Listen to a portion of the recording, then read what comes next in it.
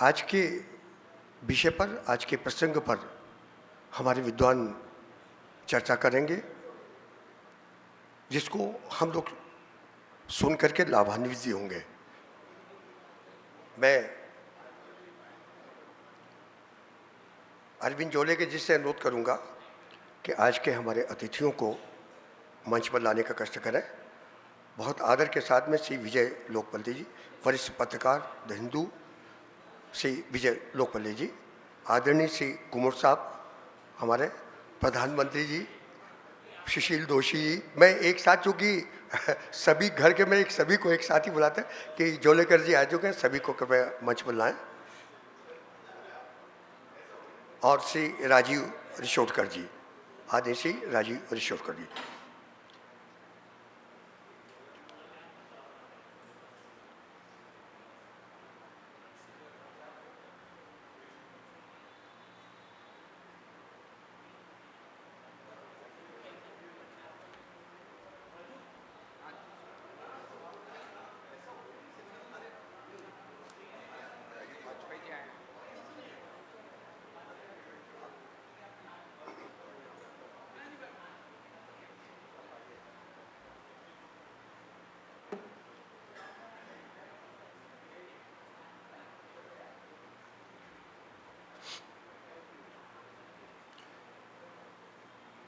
मित्रों, बहुत ही छोटी सी भूमिका साहित्यिक संस्थाएं सिर्फ साहित्य सृजन के लिए, कविता पाठ के लिए, कहानी तक सीमित रहती थी। प्रायः लोगों के विचार होते थे।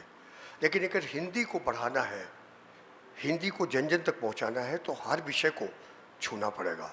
एक वृक्ष के हर हिस्से को जब तक पूर्णतया से हवा, पानी, मिट्टी सही नहीं मिलेगी, उसका पालन पोषण नहीं हो सकता है।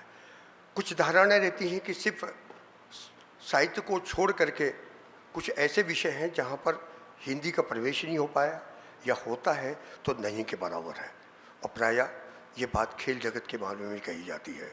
ये खुशी की बात है कि आज के हिंदी अखबारों में खेल जगत के बारे में अधिक से प्रश्न भी दिए जाते हैं और समाचार भी दिए जाते हैं।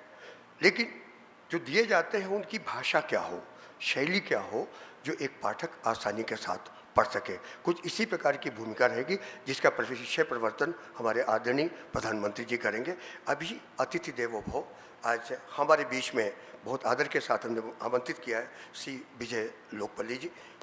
उनके स्वागत के लिए मैं आमंत्रित कर रहा हूँ भाई अरविंद, डॉक्टर जवाहर चौधरी जी हैं, हमारे वरिष्ठ साहित्यकार डॉक्टर जवाहर चौधरी अंगवश और माला से स्वागत करेंगे। देश के जाने माने हमारे साहित्यकार हैं डॉक्टर जवाहर चौधरी। श्री वरिष्ठ पत्रकार विजय लोकपल्ली जी का स्वागत करेंगे।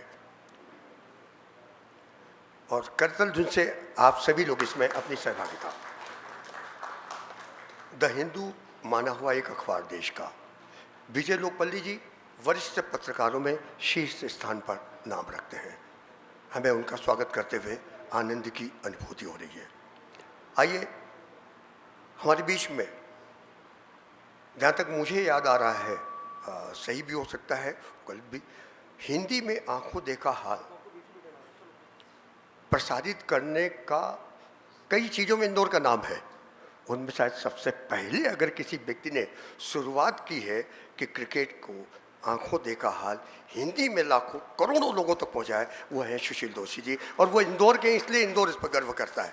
अब इल्ला जी की बात करते हैं, कई बात होती, क्रिकेट के साथ तो बहुत है, लेकिन हिंदी में आंखों देखा हाल सुशील दोषी उसके पर्याय हैं जो पूरे विश्व में जाने हैं। आइए उनका स्वागत करेंगे। श्री राजेश शर्मा जी, हमारे राजेश शर्मा जी अर्थमंत्री आए और सुशील दोषी जी का स्वागत करें।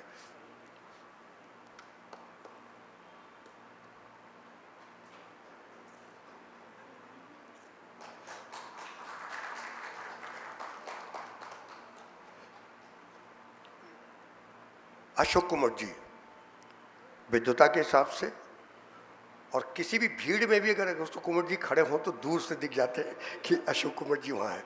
प्रोफेसर, शिक्षाविद और कई मामलों में। एक छोटी सी सूचना के साथ में उनका स्वागत करना चाहेंगे। अभी अभी थोड़े दिन पहले ही आपकी किताब आई है, नेहरू स्टेडियम से द लॉर्ड्स तक, जिसका लोकार्पण सिंधे जी ने किया था यहाँ पर। 5 विश्व कप जो हुए हैं उनको आपने कवरेज किया। दुनिया के कितने देशों में आप गए हैं ये तो आप भी बताएंगे अपने परिचय के बाद में। ऐसे आदरणीय अशोक कुमार जी का स्वागत करने के बुला रहा हूँ। भाई अरविंद ओझा जी आए और अशोक कुमार जी का स्वागत करें।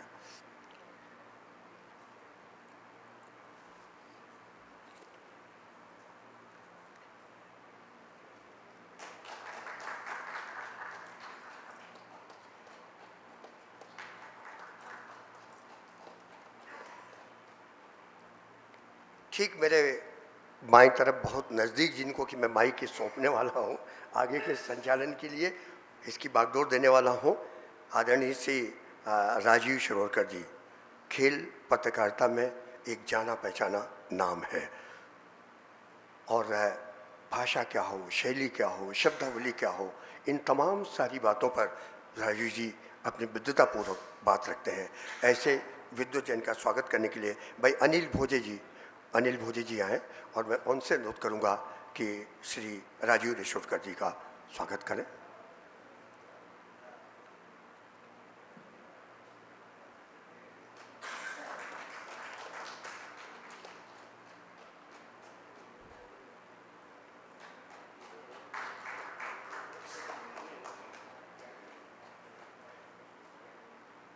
मित्रों, मैं अपने प्रधानमंत्री जी हिंदी के अनन्य प्रेमी और एक और सौभाग्य जो कि हमारे यहाँ के लोग जानते हैं, अंग्रेजी के प्रोफेसर, क्रिकेट पर सबसे अधिक पुस्तकें लिखने वाला व्यक्ति हिंदी में, यूँ तो बहुत हो सकती हैं, हिंदी में लिखने वाला व्यक्ति थी श्री प्रोफेसर चतुर्वेदी जी। और आज जब उनकी उपस्थिति में और इस विषय का जब चयन हो रहा था कि क्या हमारी पत्रकारिता भावतातक है, क्या हमारी पत्रकारिता अपराध या अच्छे कामों तक राजनीतिक सीमित है, क्या हमारी पत्रकारिता यहीं तक कि कौन कौन नेता क्या बोल रहा है, नहीं, पत्रकारिता के अखबार के तमाम सारे अंग होते हैं और वो सारे अंगों का सही ढंग से संप्रेषण होना चाहिए। और जब तक खेल पत्रकारिता, कोई भी खेल हो, क्रिकेट की बात कर लें, हॉकी की बात कर लें, फुटबॉल की बात कर लें, टेबल, कोई किसी भी कार्यक्रम, हर खेलों के बारे में जब तक सही समझ ढंग से उसकी भाषा शैली को लेकर के अगर अखबारों तक नहीं जाएगी, बात नहीं आएगी, तब तक कि आम व्यक्ति परिचित नहीं होगा और हमारे जैसे व्यक्ति तब यहीं तक सीमित रह जाएंगे। शायद मेरे साथ दो एक व्यक्ति और से में चौवा, छक्का, क्या आउट किया, वाह, बस यही शब्द रह जाते क्रिकेट में।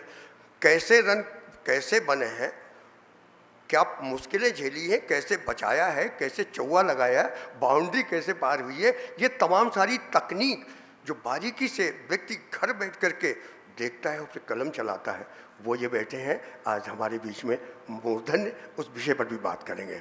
तो इस विषय की प्रस्तावना के लिए मैं निवेदन करूंगा आदरणीय प्रोफेसर चतुर्वेदी जी, क्योंकि मैंने बहुत संक्षिप्त दो लाइन का परिचय दिया है, परिचय भी दे सकते हैं और आज के विषय की पत्र मीडिया में खेलों की भाषा, इसके बाजू करेंगे।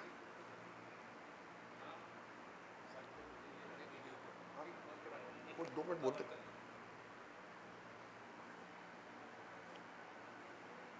नमस्कार।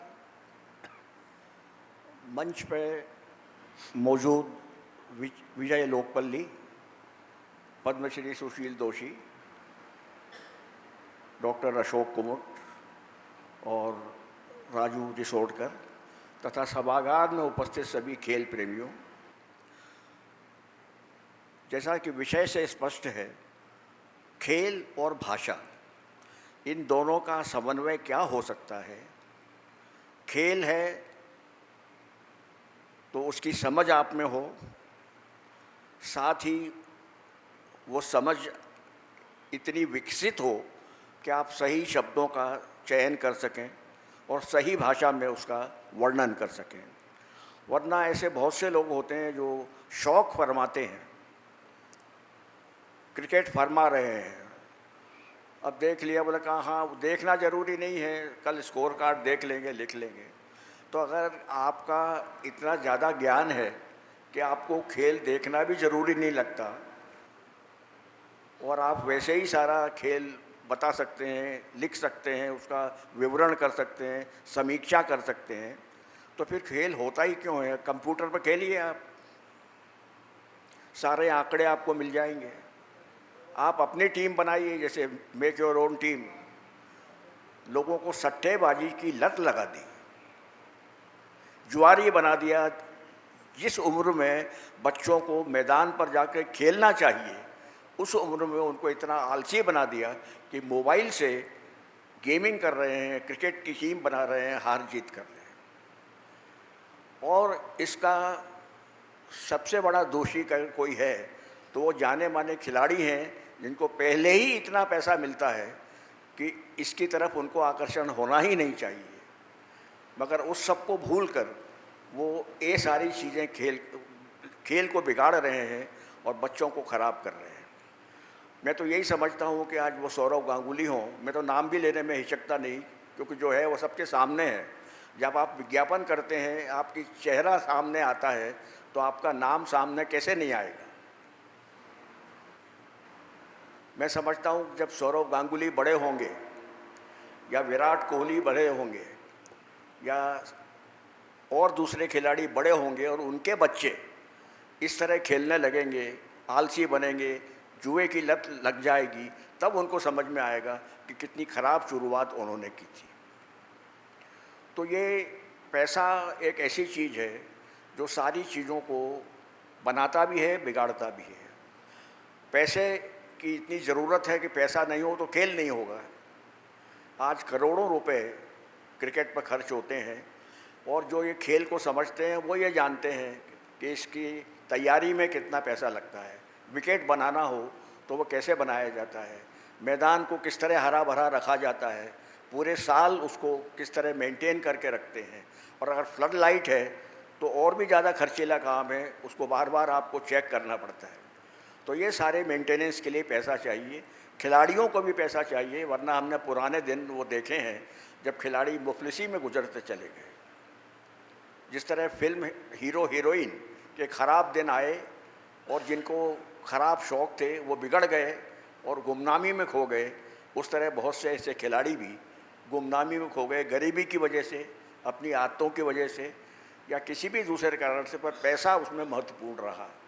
तो पैसा तो ज़रूरी है, पर पैसा ही सब कुछ हो जाए, खेल पीछे छोड़ जाए, ये कौन इसको अच्छा कहेगा।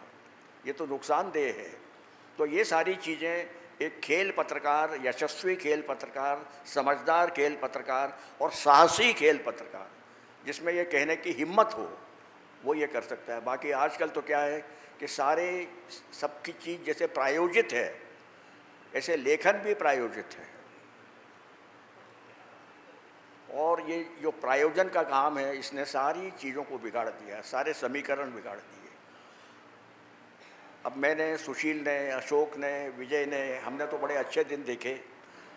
धर्मयुग था, साप्ताहिक हिंदुस्तान था, रविवार था, ऐसा छापते थे, हम लोग को नशा रहता था बहुत दिन तक कि इसमें छपे हैं, ऐसा है, ऐसा हुआ है। कुछ दिन ज़मीन पे पैर नहीं टिकते थे। और वो विज्ञापन भी ऐसा करते थे कि जितना उनका नॉर्मल सर्कुलेशन होता था, उससे 2 गुना धर्मयुग का विज्ञापन उसको बेचता था जब क्रिकेट का मौसम होता था। कोई विदेशी दौरा हो या कोई ऐसी टीम आने वाली हो, टीम जाने वाली हो, तो इसमें सारी चीज़ें छपती थी। पर आज मैं पूछना चाहता हूँ कि कौन सा ऐसा अखबार है जिसमें ये सब करने की हिम्मत है, जिसमें लिखने वालों की कद्र है। कहाँ लिखे आदमी। नई जनरेशन का कोई नया लड़का अगर खेल पत्रकार बनना चाहता हो तो किस अखबार में नौकरी करे? उसके लिए कहीं कोई नौकरी है क्या? अखबार वालों को खेल का जानकार आदमी चाहिए? और क्या उनके यहाँ जगह है? वो खुद लिख के आते हैं, दूसरे दिन उनको मालूम पड़ता है कि वही नहीं छपा उसमें, तो दूसरों का क्या छपेगा? सब कंट्रोल दूसरे लोग कर रहे हैं, मार्केटिंग के लोग कंट्रोल कर रहे हैं। विज्ञापन आ गया तो हट गया, पहले ऐसा नहीं था। खेल का पन्ना सबसे पहले पढ़ा जाता था, आज तो खेल का पन्ना ही नहीं है तो पढ़ा क्या जाएगा। बहुत कम ऐसे पत्रकार हैं जिन्होंने वो अच्छे दिन देखे हैं, और अब उनमें से जो जानकार लोग हैं वो सोशल मीडिया पर इसीलिए आ गए, ट्वीट करने लगे, पोस्ट करने लगे, क्योंकि उनको अपनी बात कहने की आज़ादी है, साफ साफ कह सकते हैं, उसको रोकने वाला कोई नहीं है। और मुझ जैसे लोग जो ये सब नहीं कर सकते सोशल मीडिया के, वो चुपचाप घर बैठे हैं और दूसरों की चीज़ें पढ़ रहे हैं। हम अभिशप्त हैं, न हम लिख सकते हैं, न सोशल मीडिया में जा सकते हैं। तो हमें तो ये दिन देखना है, और जितना जिएंगे शायद और ख़राब दिन देखना पड़ेंगे। तो हिंदी की खेल पत्रकारिता 80 के दशक से शुरू हुई थी, अच्छे दिन उसने देखे थे, और मुझे ताज्जुब है कि अंग्रेजी खेल पत्रकारिता के पहले वो समाप्त हो गई, और इसके लिए हिंदी के अखबार ही जिम्मेदार हैं। हमको लग रहा था कि अब तो खैर अंग्रेजी के भी बहुत कम ऐसे अखबार हैं जिनमें सच में पठनीय सामग्री होती है। हिंदू एक्सेप्शन हो सकता है, इंडियन एक्सप्रेस कभी कभी एक्सेप्शन हो सकता है, बाकी टाइम्स ऑफ इंडिया ने तो सबको ज़मीन पर ला दिया। अब मैं साफ साफ इसलिए कह रहा हूँ कि मैं सब देखता रहता हूँ। अब ऐसे लोग ही नहीं हैं। अगर आप मुझसे पूछें कि एक ज़माना था, हम गिनाते थे लोग कि ये लोग हमने देखे, ये लोग लिखते थे। आज अगर देखें तो गिने चुने 3-4 लोग सामने आते हैं, और हिंदी में तो और भी कम है। तो आप बताइए कि ऐसे माहौल में खेलों की भाषा, खेलों के लिखने वाले और खेल, इनकी अगर दुर्दशा न हो तो क्या होगा। पर हमको हिम्मत रखना है और ये कोशिश करना है कि ये मशाल जलती रहे, क्योंकि बहुत सी यूनिवर्सिटीज़ ने कोर्स शुरू किया था स्पोर्ट जर्नलिज्म का। इंदौर यूनिवर्सिटी भी उनमें से थी, बंद करना पड़ा क्योंकि विद्यार्थी नहीं आते थे तो उनकी नौकरियां नहीं मिल लगती थी। तो ऐसे में क्या होता। इलेक्ट्रॉनिक मीडिया में कुछ लोग चले गए तो इलेक्ट्रॉनिक मीडिया के हाल तो और भी ख़राब है। आप देखते ही होंगे, हम मैच देख रहे हैं, स्कोर हमको देखना है, विज्ञापन आ गया तो हट गया, पहले वो देख लीजिए। मैच ये हो रहा है, पिछले मैच का दिखा दिया, ये दिखा दिया। पैसा उनको मिलता है, एक स्लॉट का इतना मिलता है, और अभी सारा तमाशा आप देख लेंगे। आईपीएल शुरू होगा कल से, आपको भूले भटके क्रिकेट दिखेगा, बल्कि क्रिकेट छोड़ के सब कुछ दिखेगा। चीयर गर्ल्स भी होंगी, खेलते खेलते बातचीत करना भी होगा, आपसी थोड़े बहुत दिखाने के लिए झगड़े होंगे, मेल मिलाप भी होगा। इस तरफ होते होते थोड़ा बहुत कभी कभी क्रिकेट दिख जाएगा। तो ये सारी चीज़ें हैं, इनको संभाल के रखना, इसमें बैलेंस करके रखना बड़े जीवट का काम है, बड़ी हिम्मत का काम है। और जो ये कर पा रहे हैं वही आज याद भी किए जाते हैं, और उन्हीं को याद भी किया जाएगा। वरना ये ज़माना इतनी शॉर्ट लिव्ड मेमोरी होती है, बड़े बड़ों को भूल गए तो किसको कौन याद रखता है। तो मैं आपके सामने कुछ ऐसे चित्र नहीं रखना चाहता, पर मैं यही कहना चाहता तो ये गिने चुने लोग हैं जिनको लोग पढ़ना चाहते हैं, जिनके लिए मन में सम्मान है, जिन्होंने सिद्ध किया है, प्रूव किया है। विजय लोकपल्ली, और वैसे देखा तो अंग्रेजी और मराठी पर अधिकार है उनका, पर हिंदी पर भी उतना ही अच्छा अधिकार है। आप सुनेंगे तब देखेंगे। अब सुशील ने तो अपनी शैली ही ईजाद की है। आज कुछ भी कहे कोई आदमी, पर आप बताइए कि क्या आप हिंदी कमेंट्री की शुरुआत सुशील ने नहीं की होती तो क्या होता। ऐसी जगह खेल को पहुंचा दिया जहां लोग खेल को नहीं जानते थे। हिंदी को भी पहुंचाया, खेल को भी पहुंचाया। अशोक कुमुट, जितने अधिक विश्व कप अशोक कुमुट ने देखे हैं और रिपोर्ट किए हैं, किसी ने नहीं किए। जितना अच्छा अशोक कुमुट ने लिखा, बहुत कम लोगों ने लिखा। और अशोक से ये कहना पड़ेगा ज़रूर कि इनके संबंध थे लोगों से, मेरे से भी लिखवाया, दूसरों से भी लिखवाया, अच्छे दोस्ती का पूरा इन्होंने इस्तेमाल किया, और लोगों ने इनके लिए खुशी खुशी लिखा। मैं नई दुनिया के लिखता था, लोगों को लगता था शायद मैं नौकरी करता हूँ, क्योंकि मैं जो भी काम करता हूँ जरा डूब के करता हूँ, आत्मसात होके करता हूँ। तो लोगों को लगता है, मैंने कहा कोई नौकरी थोड़ी करता हूँ मैं, तुम कह रहे हो तो तुमको भी देंगे, क्यों नहीं देंगे। तो अशोक कुमुट की ये ताकत थी। आज अशोक कुमुट के हटने के बाद मैं नाम नहीं लेता उस अखबार का, उस अखबार की क्या हालत है अब देख लीजिए। राजू खेल का अच्छा जानकार, अच्छा अंपायर, खिलाड़ी, और हिंदी पर भी उतना अच्छा अधिकार जितना अंग्रेजी पर। और अभी इसने बायलॉज का सारा ट्रांसलेशन करके हिंदी में किताब छपाई है। बहुत कम लोगों ने ये काम किया है कि क्रिकेट के रूल्स को हिंदी में लिख के लोगों तक पहुंचाया हो। दो लोग बड़े उपस्थित रहे, एक तो क्रिकेट के नियम और दूसरा अंपायर। बेचारे अंपायर ताली बजा के लोग स्वागत जरूर करते हैं जब खेल शुरू होता है, उसके बाद में जब से ये रिव्यू सिस्टम आया है, अंपायर बेचारा हो गया है।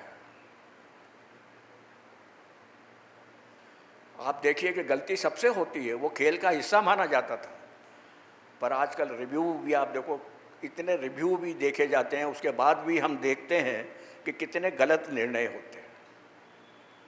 थर्ड अंपायर भी गलती करता है, जहाँ इंसान है वहाँ गलती है, तो गलती को खेल का हिस्सा मानो। वरना हम देखते हैं कि बॉल कहाँ आई, कहाँ जा रही है, बैट से लगी नहीं लगी, उसके बाद भी उसको नॉट आउट या आउट दिया जाता है। इन्हें शक का लाभ मिलता है, तो शक का लाभ मिलता है तो कभी लाभ मिलता है, कभी नुकसान होता है। इसको मानते थे लोग, पहले भी लोग मानते थे। वो कहते थे ना कि ये तो लेवलर है क्रिकेट, तो नफ़ा नुकसान बराबर कर देती है, एक में फ़ायदा मिलता है, एक में नुकसान मिलता है। तो इसको सहजता से लिया जाए। इस तरह से जहाँ खेल का वर्णन ये लोग करते रहे हैं, इसलिए इनके मन में सबके सम्मान है। मैं अधिक समय न लेते हुए, सिर्फ मेरी ही संस्था है, मैं यही चाहूँगा कि मैं अपने मेहमानों को अधिक समय दूँ, उनको आप ज़्यादा से ज़्यादा सुने। धन्यवाद। चतुर्वेदी जी, और मैं बहुत आदर के साथ में आदरणीय श्री राजू जी को मंच सौंपता हूँ और मैदान भी सौंपता हूँ, माइक भी सौंपता हूँ। सभी कुछ आपको पर बहुत बहुत स्वागत।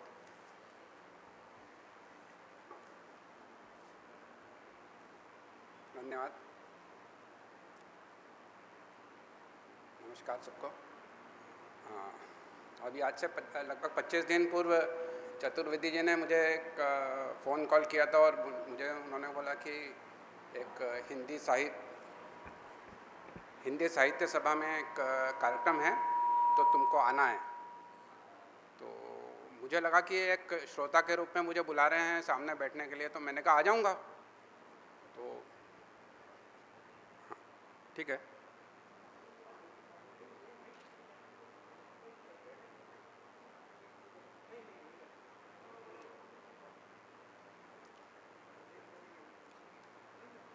तो मैंने उन्हें कहा कि आ जाऊंगा।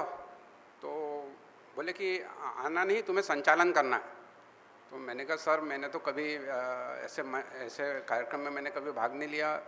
तो बोले लिख लेते हो तो बोल भी लोगे। मैंने कहा सर, लिखना और बोलना तो बहुत अलग अलग होता है, लेकिन मेरे से नहीं होगा। तो बोले नहीं, मैंने कह दिया है, तुम ही करोगे। तो उसी समय से मैं काफ़ी तनाव में था। मैं संजय पटेल के पास गया। मेरे मित्र हैं और बचपन के मित्र हैं और मेरे पड़ोस में ही रहते हैं। तो मैं संजय पटेल से मैंने कहा कि मुझे ऐसा ऐसा कहा गया है। तो बोले हाँ, मैंने ही तुम्हारा नाम सजेस्ट किया था। तो मैंने कहा ये कैसे होगा, मेरे से नहीं होगा ये। तो बोले उसमें कुछ बड़ी बात नहीं है, संचालन बहुत आसान है, तुम्हें कुछ करना नहीं है, सब लोग हैं बड़े बड़े बोलेंगे, तुम्हें सिर्फ फ्लो के साथ जाना है, गो विद द फ्लो। तो धारा के साथ बहना है और कुछ नहीं करना है। तो मैंने सोचा कि ये कुछ नहीं करके नंबर 1 एंकर कैसे बन गए। तो ऐसा तो हो नहीं सकता कि कुछ नहीं करना, कुछ तो करना ही होगा। लेकिन बोले कि नहीं कर लोगे तुम। मैंने कहा देखें, एक बार कोशिश करके देखते हैं कि मैं कर पाऊँगा या नहीं कर पाऊँगा।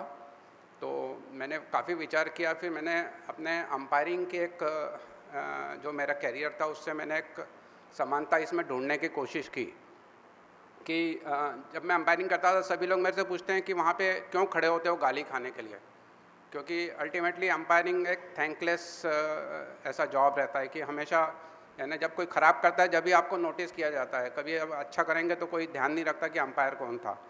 तो नोटिस जब भी किया जाता है जब आपने कुछ गलती की है। तो मैं हमेशा उनको जवाब देता था कि मैं इसीलिए अंपायरिंग करता हूँ कि because I have the best seat in the house. सबसे अच्छी सीट मेरे पास जो है हाउस में, अंपायरिंग में, मैदान में मेरे पास ही है।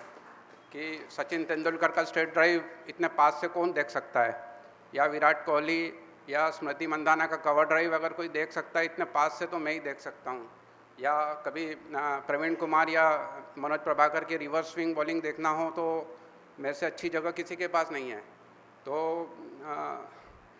मैंने वही समानता यहाँ पे ढूंढी कि मैंने कहा इतने अच्छे श्रोता है, इतने अच्छे बोलने वाले हैं लोकपल्ली जी, सुशील भाई, अशोक भाई, तो उनको इतने पास से बैठ के और इतने यहाँ से सुनना मेरे लिए एक बहुत बड़ा अनुभव रहेगा और बहुत अद्भुत अनुभव रहेगा। तो यही सोच के मैंने ये चुनौती एक्सेप्ट की और कोशिश करूँगा, पहली बार मेरा ये अवसर है इस प्रकार कार्यक्रम संचालित करने का, तो प्रयास कर रहा हूँ। तो आज का जो विषय है मीडिया में खेलों की भाषा, तो केवल भाषा है न, हम केवल उसकी बात नहीं कर रहे हैं कि हिंदी या अंग्रेजी या ऐसी, तो मीडिया में अभी जो बदलाव आ रहे हैं, जिस प्रकार से खेल बदल रहा है, जिस प्रकार से इंटरनेट के माध्यम खेलों को आत्मसात कर रहे हैं, या और उसके कारण जो चुनौतियाँ उत्पन्न हो रही है उसके ऊपर बात करेंगे। और हमारे ये तीनों जो वक्ता हैं ये इन मीडियम्स में, तीनों अलग अलग मीडियम्स में रहे हैं और सभी प्रकार का इनको अनुभव है, तो बोलेंगे। तो खेलों के बारे में ये कहा जाता है कि it is one of the 3 magic weapons of the media, the other 2 being scandal and sin. तो 3 और इसमें कुछ पॉलिटिक्स भी ऐड कर सकते हैं कभी, लेकिन ये जो है खेल जो है वो हमेशा मीडिया में कहीं ना कहीं रहता है, और खेल को पढ़ने वाले जो है वो हमेशा रहते हैं और खेल को देखने वाले भी रहते हैं, क्योंकि यही पॉलिटिक्स या बाकी दुनिया से हमको थोड़ी सी एक रिलीफ देता है। तो आज भी समाचार पत्र जब हम खोलते हैं तो सबसे पहले शायद खेल का पन्ना ही खोलते हैं, भले ही आजकल जैसा चतुर्वेदी जी बोल रहे थे कि खेल के पन्ने में कुछ रहता नहीं है, लेकिन फिर भी हम ढूंढते हैं। आज के दैनिक भास्कर में प्रथम पृष्ठ पे ही 3 खबरें खेल की थी। मुझे बहुत अच्छा लगा कि 3 खबरें आज हम खेल के ऊपर ये कार्यक्रम कर रहे हैं, और 3 जो खबरें हैं वो खेल के ऊपर है, और बाकी 3 छोटी छोटी खबरें जो है वो अन्य विषयों पे थी, तो बहुत अच्छा लगा। तो खेल और मीडिया का बहुत अनोखा रिश्ता रहा है, और खेलों के कवरेज से जो है वो मीडिया को लोकप्रियता मिलती है, और मीडिया की वजह से खेल भी फलते फूलते हैं, तो खिलाड़ियों को भी प्रचार मिलता है। तो इन विषय पर बोलने के लिए मैं सबसे पहले जो है वो आमंत्रित करना चाहता हूँ अशोक कुमुर जी को। अशोक कुमुर जी मुझे खेल के क्षेत्र में लाने वाले कुमुर साहब ही हैं, जिन्होंने मेरे को सबसे पहले लेखन का मौका दिया। वहाँ से मैं थोड़े दिन बाद खेल के से अंपायरिंग की तरफ बढ़ा, तो कहीं ना कहीं खेल के मैदान में मुझे प्रवेश दिलवाने वाले कुमुर सर ही हैं। भारत के एकमात्र जो हिंदी भाषी क्षेत्रों में से एकमात्र व्यक्ति हैं जिन्होंने इतने वर्ल्ड कप कवर किए हैं। 5 वर्ल्ड कप इन्होंने कवर किए हैं, और हर जगह इंदौर का, मध्य प्रदेश का नाम किया है, और बहुत एक पॉपुलर स्पोर्ट्स जर्नलिस्ट रहते थे। और इंग्लिश मीडिया के सामने जो एक हमारा एक प्रतिनिधित्व करके वो वहाँ पे हमारी उन्होंने बहुत इज्जत बढ़ाई है। तो मैं सबसे पहले कुमुर सर को आमंत्रित करता हूँ कि अपने विचार।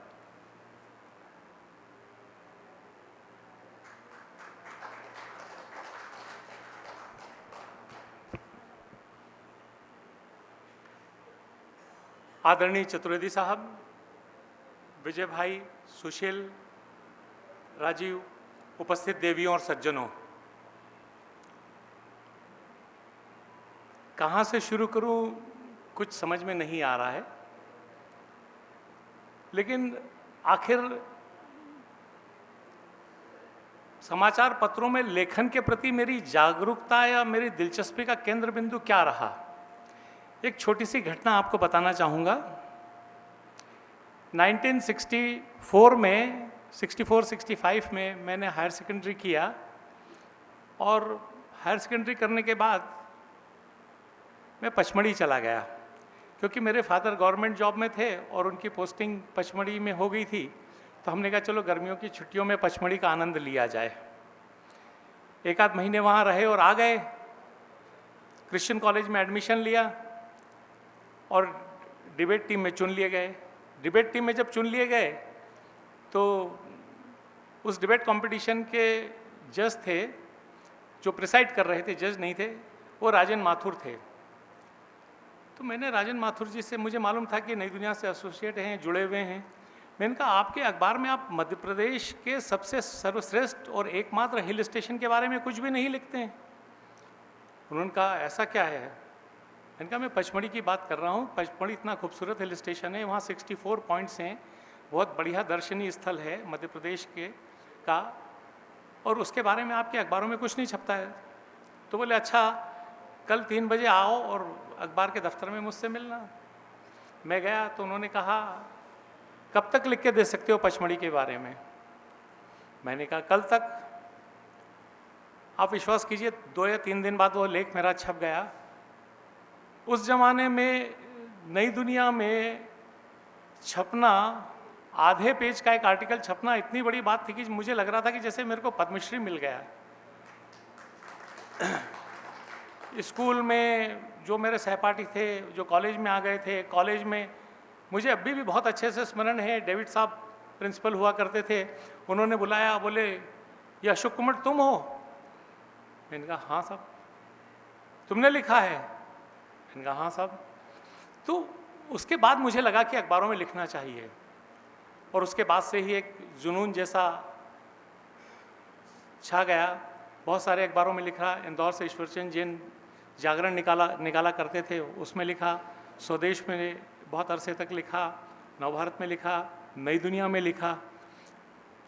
1983 से फिर मैं भास्कर में जुड़ गया, और मुझे अभी भी ख्याल है कि अगर मैं बड़ी बात नहीं कह रहा हूँ, लेकिन अगर वो अखबार इस्टेब्लिश हुआ है तो 1983 वर्ल्ड कप से हुआ है। उस रोज़ संजय यहाँ बैठे हुए हैं, हमने संजय को रात को बुलाया। मैंने कहा संजय इस पर एक रिव्यू चाहिए मुझको।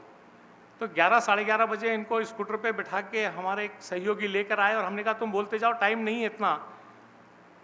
3:30 4 बज गई अखबार में। लेकिन जैसे अभी चतुर्वेदी साहब ने थोड़ी देर पहले कहा कि उस ज़माने में, मतलब किसी भी ज़माने में अखबार वालों के लिए विज्ञापन तो एक बहुत बड़ी चीज़ होती थी। जब 3 साढ़े 3 4 बज रहे थे और रमेश अग्रवाल चिल्ला रहे थे कि क्या कर रहे हो तुम, आज अखबार निकालोगे या नहीं? मैंने कहा मैटर ज़्यादा हो गया है। तो उस ज़माने में वो पेस्टिंग होती थी, उन्होंने जो विज्ञापन लास्ट पेज पे छपा था सारा का सारा निकाल दिया। बोले लगाओ यार, लेकिन अखबार जल्दी छोड़ दो भाई, क्या कर रहे हो तुम। उस रोज़ इस्टेब्लिश हो गए, और पंडित नेहरू की डेथ के बाद वो पहला ऐसा मौका था कि अखबार 1-1.5 रुपये ज़्यादा में बिका है, उज्जैन वगैरह में, इधर उधर। मतलब तब मुझे एहसास हुआ कि नहीं यार, स्पोर्ट्स रिपोर्टिंग में कुछ कर गुजरना चाहिए। एक बात और कि 1990 वर्ल्ड कप जब मैं कवर करने गया इंग्लैंड, तो जानते हैं टूर डायरी ऑल एडिशन का रेवेन्यू क्या था? 1 करोड़ रुपए। 1 करोड़ रुपया न्यूज़पेपर ने उससे अर्न किया था, केवल टूर डायरी से। I am not talking about the match report, I am not talking about the झलकियाँ वलकियाँ, इससे नहीं। लेकिन इन सब के पीछे भी एक अच्छी सी छोटी सी याददाश्त है, कहानी है, और हमारे गुरु का स्मरण तो करना ही चाहूँगा। प्रभाष जोशी के साथ बहुत काम सीखा।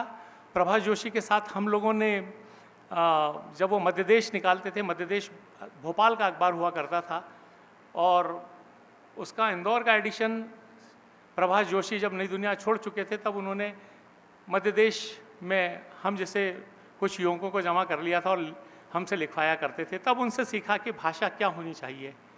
उनका हमेशा एक ही उद्देश्य होता था कि भाषा ऐसी हो जो आम जनता तक बहुत ही आसानी के साथ उसके गले में उतर जाए, उसको वो आत्मसात कर ले, पूरी तरह से पी जाए उसको।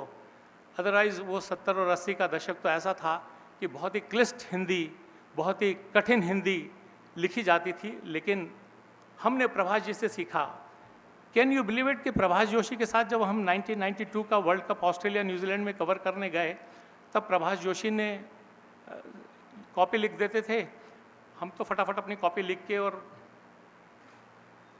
टेलीग्राम कर देते थे। वहाँ तब फैक्स भी आ गया था।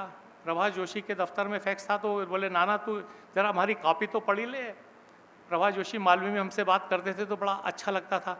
तो मेरे को उनसे ये भी लगता था कि प्रभाष जोशी अपनी कॉपी मेरे को दे रहे हैं पढ़ने के लिए।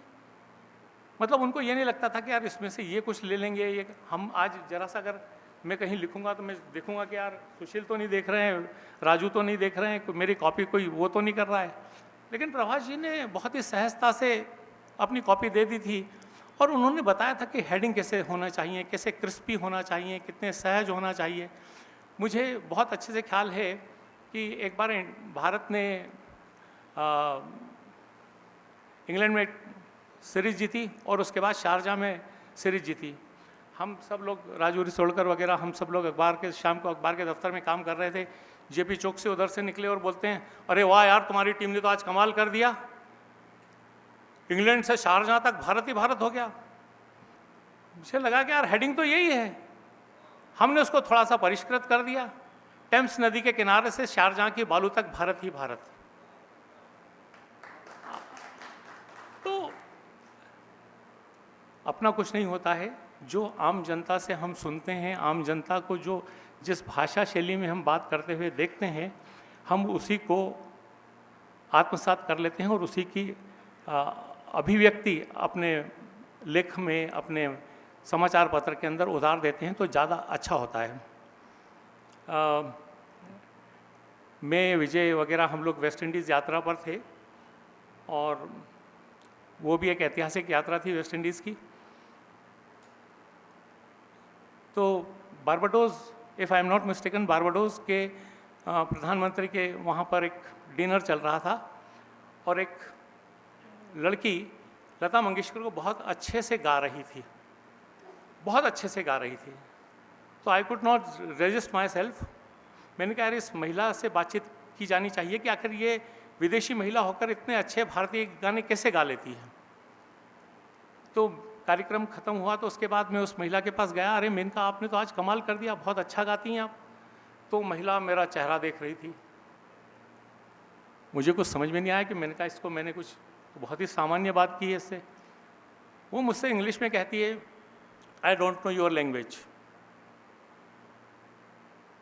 You are speaking in which language. तो मैंने कहा I am speaking in the same language where you are just present your song here of Lata Mangeshkar. तो वो मतलब उसने भारतीय भाषा के गाने को पूरी तरह से आत्मसात कर लिया था, अपने अंदर उतार लिया था। कहाँ उतार आता है, कहाँ चढ़ाव आता है, ये तक आत्मसात कर लिया था उस महिला ने। और वो गा रही थी और मुझे ऐसा लग रहा था, खैर लता जी से उसका कोई कंपैरिजन नहीं है, लेकिन बहुत अच्छा गा रही थी वो। तो भारतीय भाषा ने, भारतीय गानों ने विदेशों में जो धूम मचा रखी है, शायद उसकी कल्पना मेरे को पहली बार हुई कि वो महिला जिसको भाषा नहीं आती हिंदी, जो न हिंदी बोल सकती है न लिख सकती है, लेकिन लता मंगेशकर के गानों को पूरी तरह से कंठस्थ करने के बाद उसने उसमें क्या क्या उतार चढ़ाव आ सकते हैं, क्या नहीं हो सकता है, इस तक का अभ्यास किया और उसने फिर उस गाने का वहाँ प्रेजेंटेशन दिया। तो ऐसे बहुत सारी चीज़ें होती हैं जब आपको लगता है कि नहीं यार आपको ये तो रिपोर्टिंग में डालना ही चाहिए। मैंने इस बात का भी उल्लेख किया। एक बार इंडियन टीम जब पहली बार साउथ अफ्रीका गई, विजय भी हमारे साथ थे तब, तो हम मध्य प्रदेश से जाने वाले, साउथ अफ्रीका जाने वाले पहले बंदे थे। तो वहाँ पर शुरू में टीम अच्छा परफॉर्म नहीं कर रही थी, लेकिन बाद में जब देखा हमने कि भाई ये तो, तब हार बर्दाश्त नहीं होती थी हम लोगों को। हमको लगता था कि नहीं भाई इंडिया टीम को जीतना ही चाहिए अगर आप इंडिया टीम के साथ आए हैं। लेकिन ये खेल का एक हिस्सा है और हमको उस खेल के हिस्से के अंदर अपने आप को ढाल लेना चाहिए, ये बहुत ज़रूरी होता है। अगर आप ये नहीं कर सकते हैं तो आप कुछ भी नहीं कर सकते हैं। मैचों के बाद हम लोग कई बार ये करते थे कि सब लोग बैठ जाते थे, मैं, विजय, आर मोहन, हमारे कमरे में अयाज मेनन वगैरह सारे जर्नलिस्ट आ जाते थे और गपशप लगाते थे। और तब क्रिकेट की जो चीरफाड़ होती थी, शायद उसकी कल्पना आपको और हमको नहीं हो सकती है, लेकिन आपको नहीं हो सकती है, लेकिन हम लोगों को लगता था कि यार इन लोगों के साथ बैठने कर ये कितनी पूरी तन्मयता के साथ आत्मसात होकर इस सारी की सारी चीज़ को डूब कर लिख रहे हैं। ये तो बहुत बिरली बात होती है। अब जैसे कई बार हम लोगों ने नए प्रयोग भी किए अखबार के दफ्तर के अंदर। मुझे आज भी ख्याल है कि भारत के प्रधानमंत्री राहुल गांधी की राजीव गांधी की जब हत्या हुई थी, तब उस रोज़ सारी बागडोर मैंने अब संभाली, क्योंकि फीचर पेज भी मैं देख रहा था और ये देख रहा था। तो मैंने कहा यार क्या किया जाना चाहिए, आज तो कुछ उल्टा सीधा किया जाना चाहिए। उल्टा सीधे से मतलब कुछ नया प्रयोग किया जाना चाहिए। क्या करें क्या करें। हमारा एक आर्टिस्ट था निशित शरण, उस वक्त उसको बुला के पूछा कि यार पार्टनर लेआउट में क्या कुछ चमत्कार किया जाना चाहिए। बोले यार क्या कर सकते हैं अपन, तो कुछ नहीं कर सकते हैं। मैंने कहा ये जो मास्क हेड है, हमारा मत्था जो है, जो जिस पे दैनिक लिखा होता है, उसको उठा के अपन नीचे कर दें तो। और ये बोले यार ये तो बहुत अच्छा आइडिया है। हमने उठा के कर दिया उसको, और ऊपर हत्या का पूरा हेडिंग बना के हमने 4 बजे रात के 4:30-5 बजे के आसपास मैनेजिंग डायरेक्टर का फ़ोन आया। बोले क्या करा? हमने कहा ऐसा कर दिया है। क्या कर दिया यार, अखबार से बड़ा क्या, ये होता है ये होता है। मैंने कहा 5-6 हज़ार प्रतियाँ छप गई हैं। बोले वो वेस्ट में डाल दो आप। लेकिन नहीं, वो तो आप उसको तो चेंज करिए। मैं भी रात भर का जगा हुआ था, नींद हुई नहीं थी, तनाव था। सारे रिपोर्टर्स को इधर उधर दौड़ा रहे थे कि भैया सिटी में क्या हो रहा है, तुम इसको कवर करो, इसको कवर करो। तो उसके बाद फिर मुझे 2 मिनट बाद मुझे लगा कि यार बहुत हो गया, अब आज के बाद अखबार के दफ्तर में काम नहीं करना है। मैंने कहा छपने दो। छप गया अखबार वैसा का वैसे ही जैसा मैं चाहता था। 12-1 बजे के आसपास अखबार भोपाल पहुंचा होगा। उन्होंने मुझे फ़ोन किया, घर पे मोबाइल तो थे नहीं, लैंडलाइन था। मैंने कहा कि मैंने वाइफ को बोल दिया था कि भैया आप कोई फ़ोन आए तो बोल देना सो रहे हैं। बोले नहीं नहीं उठाइए उनको आप। मैंने कहा नहीं सो रहा हूँ। अरे बोले नहीं उठाइए आप। दूसरी बार फिर उन्होंने कहा तो श्रीमती जी आई और उन्होंने कहा, बोले कि आपसे ज़रूरी बात। तो मैंने उनसे कहा आई एम सॉरी, मैंने आपकी बात नहीं मानी, आज से मैं अखबार के दफ्तर में नहीं आऊँगा। अरे कुमार साहब क्या बच्चे से बात कर रहे हैं आप? देश के केवल 3 अखबारों ने ये किया है, ईनाडू ने किया है, हिंदू ने किया और भास्कर ने किया है। आप तो है ना जल्दी से पहुंचिए, मैं भी आ रहा हूं। और आप 5-1 हज़ार कॉपियां और छपवा लीजिए और हिंदुस्तान के सारे अखबारों में भेज दीजिए। तो ऐसे बहुत सारे उल्टे सीधे प्रयोग अखबार के दफ्तर में अच्छे संदर्भ में हम लोगों ने किए और उसका संतोष हमें मिला। अखबार अगर इस्टेब्लिश हुआ तो खेल रिपोर्टिंग के कारण हुआ, और ये पत्रकारिता का एक चरम वो है कि जो बचपन में हमारे हीरो हुआ करते थे, जैसे पाकिस्तान के बल्लेबाज हनीफ मोहम्मद हैं, जावेद मियादाद हैं, हनीफ मोहम्मद हैं, इन लोगों के घर जब मैं पाकिस्तान में गया और उनसे मिला तो लगा कि यार आप वास्तव में आपका स्पोर्ट्स जर्नलिज्म जो है, खेल पत्रकारिता है, वो चरम पर है और आप उसमें पूरी तरह से डूब गए हैं। ऐसे ही वेस्ट इंडीज़ के अंदर मैंने क्लाइव लायट ने हमको घर पे बुला लिया, उन्होंने बातचीत की हमसे, हमने उनके साथ फ़ोटो उतरवाए, इंटरव्यू दिया उन्होंने। वेस्ट इंडीज़ के लगभग हर दिग्गज क्रिकेटर से विजय से बेहतर और कोई नहीं जानता है। हम लोगों ने बहुत सारी चीज़ें साझा की है, हम लोगों ने बहुत सारे लोगों के इंटरव्यू किए और वो सारे के सारे प्रकाशित हुए। तो एक आत्मिक संतोष और एक मन के अंदर एक आत्मिक प्रसन्नता जो होती है, उसका एहसास पहली बार हुआ कि स्पोर्ट्स रिपोर्टिंग, खेल पत्रकारिता के अंदर अगर आप अच्छी भाषा, अच्छे विचार, अच्छी लेखनी के माध्यम से यदि अगर कुछ दे सकें तो प्रसन्नता होगी। मेरे को एक बात का और मैं स्मरण करना चाहता हूँ, जैसे माधवराव जी जब रिटायर होने वाले थे तो मैंने उनको फ़ोन किया कि मैं आप रिटायरमेंट आपका एज ए बोर्ड प्रेसिडेंट से आप सेवानिवृत्त हो रहे हैं, तो आपके मन में ऐसी कौन कौन सी बातें रह गई जो आप बीसीसीआई में करना चाहते थे और नहीं कर सके। तो उनसे वो उस बारे में भी लंबी बातचीत हुई और वो भी हमने किया।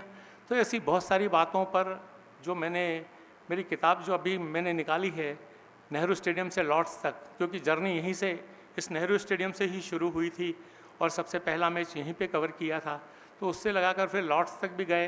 तो बहुत सारी ऐसी यात्राओं का एक 250 पेज का संकलन अभी रिसेंटली पब्लिश हो गया है। तो उसका एक जो आत्मिक संतोष था वो अभी पिछले सप्ताह उसको भी प्रकाशित करके मुझे अच्छा लगा। ऐसे बहुत सारे लगभग 7-8 हज़ार आर्टिकल्स हैं स्पोर्ट्स पे जो मेरे लिखे हुए हैं। उसमें से केवल 70 या 80 आर्टिकल मैं उस पुस्तक में ले पाया, मुझे अच्छा लगा। और सूर्य प्रकाश चतुर्वेदी जी के साथ कॉलेज में लंबे अरसे तक काम किया। वरिष्ठ हैं, उनसे सीखा है, समझा है। उन्होंने हमारे लिए बहुत लिखा है। विजय भाई ने हमारे लिए लिखा है, सुशील भाई ने हमारे लिए लिखा है, राजू रिसोड़कर तो हमारे सहयोगी रहे हैं, उन्होंने भी लिखा है। और मेरा ज़रा थोड़ा सा काम करने का जो लहजा है थोड़ा सा अलग है। हम जैसे कोई क्रिकेट मैच चल रहा है तो मैं राजू से कहता था, राजू हेडिंग बनाओ, सीमांत हेडिंग बनाओ, नगीन हेडिंग बनाओ, मैं भी हेडिंग बनाता था। फिर सब रख देते थे, बताओ यार इसमें सर्वश्रेष्ठ कौन सा है। तो एक कंपैरिजन हो जाता था और उसके बाद फिर हम सर्वश्रेष्ठ का चयन कर लेते थे। तब ये नहीं होता था कि इन्होंने दिया है, इन्होंने दिया है, उन्होंने दिया है। अखबार में सर्वश्रेष्ठ क्या जाना चाहिए तो पाठक ही तय करेगा।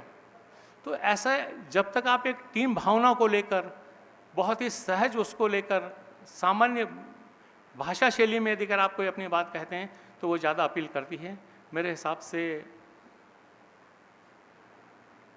इतना ही पर्याप्त है और आप लोगों ने यहाँ बुलाया, मुझे मान दिया, इसके लिए मैं चतुर्वेदी साहब और मध्य भारत हिंदी साहित्य समिति का हृदय से आभारी हूँ।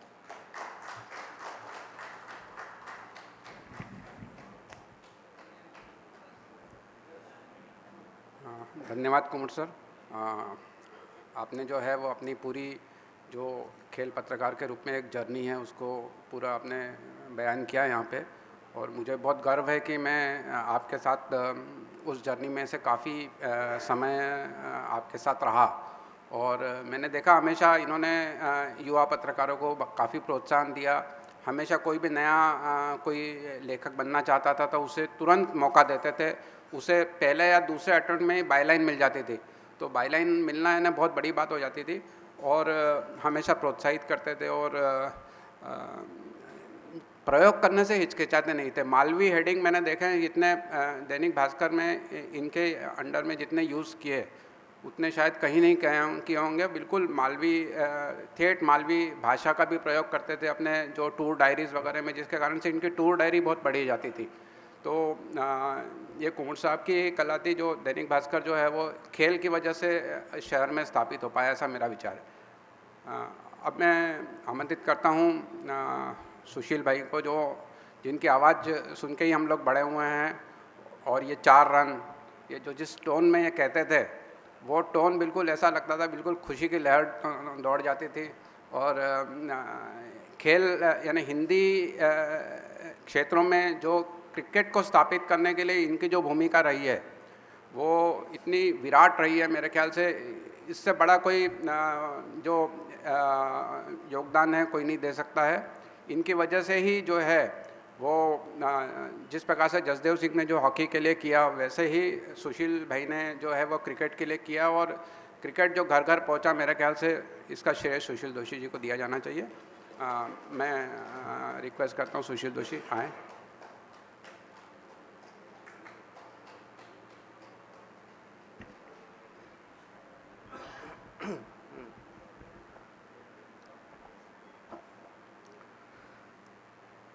आदरणीय श्री विजय लोकपल्ली जी, श्री सूर्य प्रकाश जी चतुर्वेदी, श्री अशोक कुमार साहब, राजीव रिसोड़कर जी, अभी जितनी सारगर्भित बातें सुनी उससे मुझे लगा कि मैं महारथियों के बीच में बैठा हूँ। और इन महारथियों के बीच में अगर पैदल सैनिक को बुला लिया जाए तो क्या हालत होगी।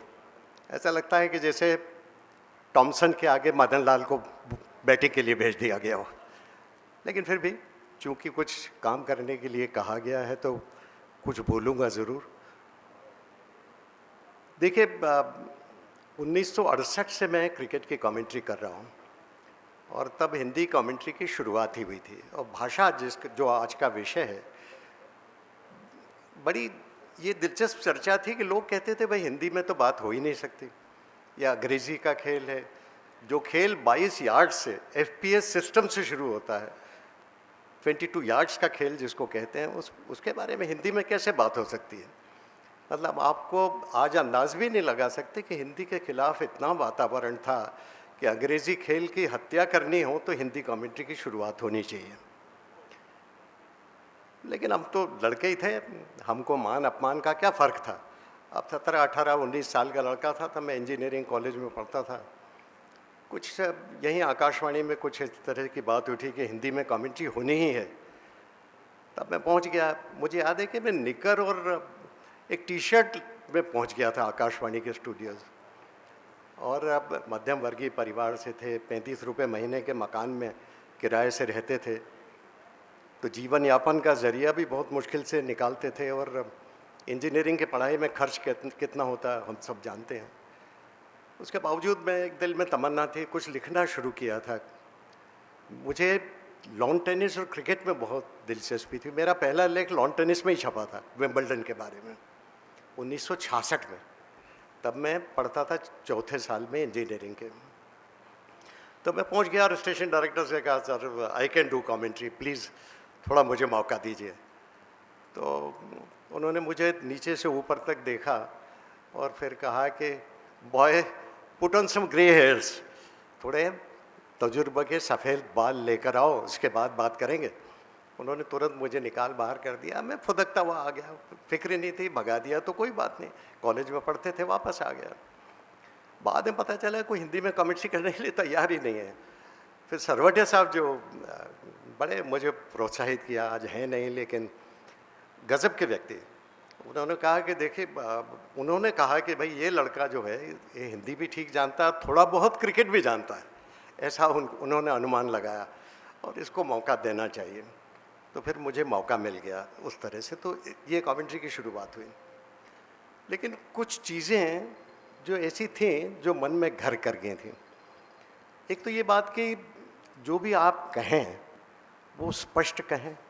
मेरे पिताजी कहा करते थे कि भाई कोई भी वाक्य का आखिरी हिस्सा जो होता है ना, हर व्यक्ति की इच्छा होती है कि वो आखिरी हिस्सा दबा दे, लेकिन आपने जब भी देखा होगा मैं कमेंट्री करता हूँ ना, तो आखिरी शब्द को मैं उभारने की कोशिश करता हूँ ताकि वो दबे नहीं। तो ये बात उन्होंने जो कही थी कि भाई मनुष्य की प्रवृत्ति रहती है, जैसे मैं वहाँ जा रहा हूँ छुप गया एकदम। तो ये जो चीज़ है, ये अगर आप बोलेंगे मैं वहाँ जा रहा हूँ, उसमें जोर लगा दिया तो फिर आपकी भाषा में प्रभाव पड़ेगा। खैर ठीक है, पहली कमेंट्री की और बड़ी आलोचना हुई। जाहिर है अच्छी कमेंट्री तो नहीं रही होगी और आलोचना भी स्वाभाविक थी, लेकिन इस बात से एक बात समझ में आई कि अगर काम करना है तो अच्छा करना। मन को बड़ी ठेस लगी। देखिए 18-17 साल का लड़का, अखबार में अगर ये छपे कि भाई ये 10 जन्म तक भी कमेंट्री सीखें तो कभी नहीं बन सकते कमेंटेटर, ये इस तरह की भी भाषा छपी थी, तो मन को बड़ी चोट लगी। और पिताजी ने कहा भाई तुम गंभीरता से लो, लड़कों की तरह काम मत करो, थोड़ा गंभीरता से सोच विचार करो और फिर कमेंट्री की शुरुआत ढंग से करो। तब मैंने हर स्ट्रोक के बारे में सोचना शुरू किया। जैसे स्क्वायर कट करता है तो खिलाड़ी करता क्या है, मैंने कहा अंग्रेज़ी में अब मुझे सोचना नहीं है, हिंदी में ही सोचना है। तो मैंने देखा कि शॉर्ट पिच गेंद थी, गेंद की लाइन से अपने आप को अलग करता है बल्लेबाज, स्ट्रोक के लिए जगह कर बनाता है और स्क्वायर कट करता है 4 रन के लिए। तो ये इसमें क्या हुआ कि एक भाषा भी बन गई, शैली भी बन गई। और दूसरी बात जो मेरे पिताजी अक्सर समझाते थे वो ये थे कि छोटे छोटे वाक्य बोलो, लंबे वाक्य मत बोलो, सहज वाक्य बोलो, दिल में महसूस करके बोलो। दिल में महसूस करके बोलोगे तो लोगों को दिल से महसूस होगा, अगर दिल से बोलोगे तो दिल में उतरोगे। और हर कलाकार की ये इच्छा रहती है कि जो कला वो प्रदर्शित कर रहा है लोगों के मनों तक, उनके दिलों तक वो पहुँचे। तो ऐसे तो खैर शुरुआत हुई। ऐसी बात नहीं कि मैं बहुत प्रतिभाशाली था। देखिए इंजीनियरिंग कॉलेज में पढ़ता था, बहुत ही मामूली विद्यार्थी था, 5 साल सप्लीमेंट्री लाकर पास हुआ, लेकिन हिंदी के प्रति बड़ा शौक़ था और बड़ा दीवानापन था। हर तरह के उपन्यास, देखिए हिंदी तो मेरा कोई विषय नहीं था क्योंकि इंजीनियरिंग में कोई हिंदी तो पढ़ाते नहीं, लेकिन उसके बावजूद इतने सारे उपन्यास, आचार्य चतुर्सेन शास्त्री, गुरुदत्त या मुंशी के प्रेमचंद, कन्हैयालाल, माणिकलाल मुंशी, अज्ञे, जितने भी इनके लेखन थे, जितने भी कविताएं, लेख, ये सब पढ़ा करता था मैं, और बड़ी दिलचस्पी के साथ। लाइब्रेरी में कहीं किताब आई, पैसे तो थे नहीं कि खरीद सकें, लाइब्रेरी में मंथली के हिसाब से कोई 4 आने लगते थे तब पूरे महीने के, तो वो उसमें से किताब जैसे ही आती सबसे पहले हम ही झपट लेते थे, तो पढ़ते पूरे, चंदा मामा पढ़ते बचपन से। तो तमाम चीज़ों से क्या हुआ कि एक दो बातें होती है। देखिए, एक तो संवेदनशीलता, जब आप साहित्य पढ़ते हैं ना तो संवेदनाएं मन की बड़ी जागृत होती हैं, आप चीज़ों को ग्रहण करते हैं। कोई दुखी है तो मन कैसा होता है, कोई सुखी है तो मन में कैसा महसूस होता है, ये तमाम चीज़ें हमें आती हैं। और ये चीज़ें जब आती हैं ना तो फिर आप जब वास्तव में कॉमेंट्री करते हो तब न केवल खेल की कला और खेल की तकनीक के साथ न्याय कर पाते हो, बल्कि उसके साथ भावनाओं को भी जोड़ते हो। भावनाएं जोड़ना बहुत महत्वपूर्ण चीज़ है। देखिए, लोग कहते हैं ना कि लता मंगेशकर की अभी बात की, बहुत अच्छी बात की, तो जैसे गुलजार ने उनके बारे में कहा है कि जब वो कहती हैं कि आसमान में चंद्रमा की शीतलता दिख रही है, तो ये बात पक्की है कि आसमान में चंद्रमा छाया हुआ आपके दिमाग में लग जाता है कि ये बात सच कह रही है। तो जो ईमानदार आवाज़ की बात होती है ना, कि आपके मन में कहने की ईमानदारी, लता जी की सबसे बड़ी विशेषता ये रही। खैर, अब मूल विषय की तरफ आए तो हिंदी कमेंट्री में क्या हुआ कि अधिकांश जो लोग आते रहे, तो जो लोग अंग्रेज़ी जानते थे ऐसे लोगों ने हिंदी की तरफ ध्यान देना शुरू किया। जिन्हें अंग्रेज़ी में मौका नहीं मिलता था वो हिंदी कमेंट्री की तरफ आने लगे। जैसे हम पहली कमेंट्री की थी तो 15 रुपये प्रतिदिन में कमेंट्री करते थे, और उसमें भी गर्व महसूस करते थे, क्योंकि बहुत बड़ी बात थी। एक बार कमेंट्री करते थे तो पान वाले की दुकान पे 500 लोग खड़े हो जाते थे, और लोग इतने एक एक वाक्य ध्यान से सुनते थे, एक एक शब्द पर ध्यान केंद्रित करते थे। आपने अच्छी बात बोली तो फिर आपकी प्रशंसा होती थी, अगर आपने एक गलती की तो इतनी बुरी तरह से आपको लताड़ लगती थी कि बस पूछो मत। मुझे याद है कि एक बार कमेंट्री करके आए तो एक घर पे एक सज्जन आए, बड़े हिंदी के साहित्यकार थे, कि बोले सर आपको कमेंट्री करते नहीं आती है।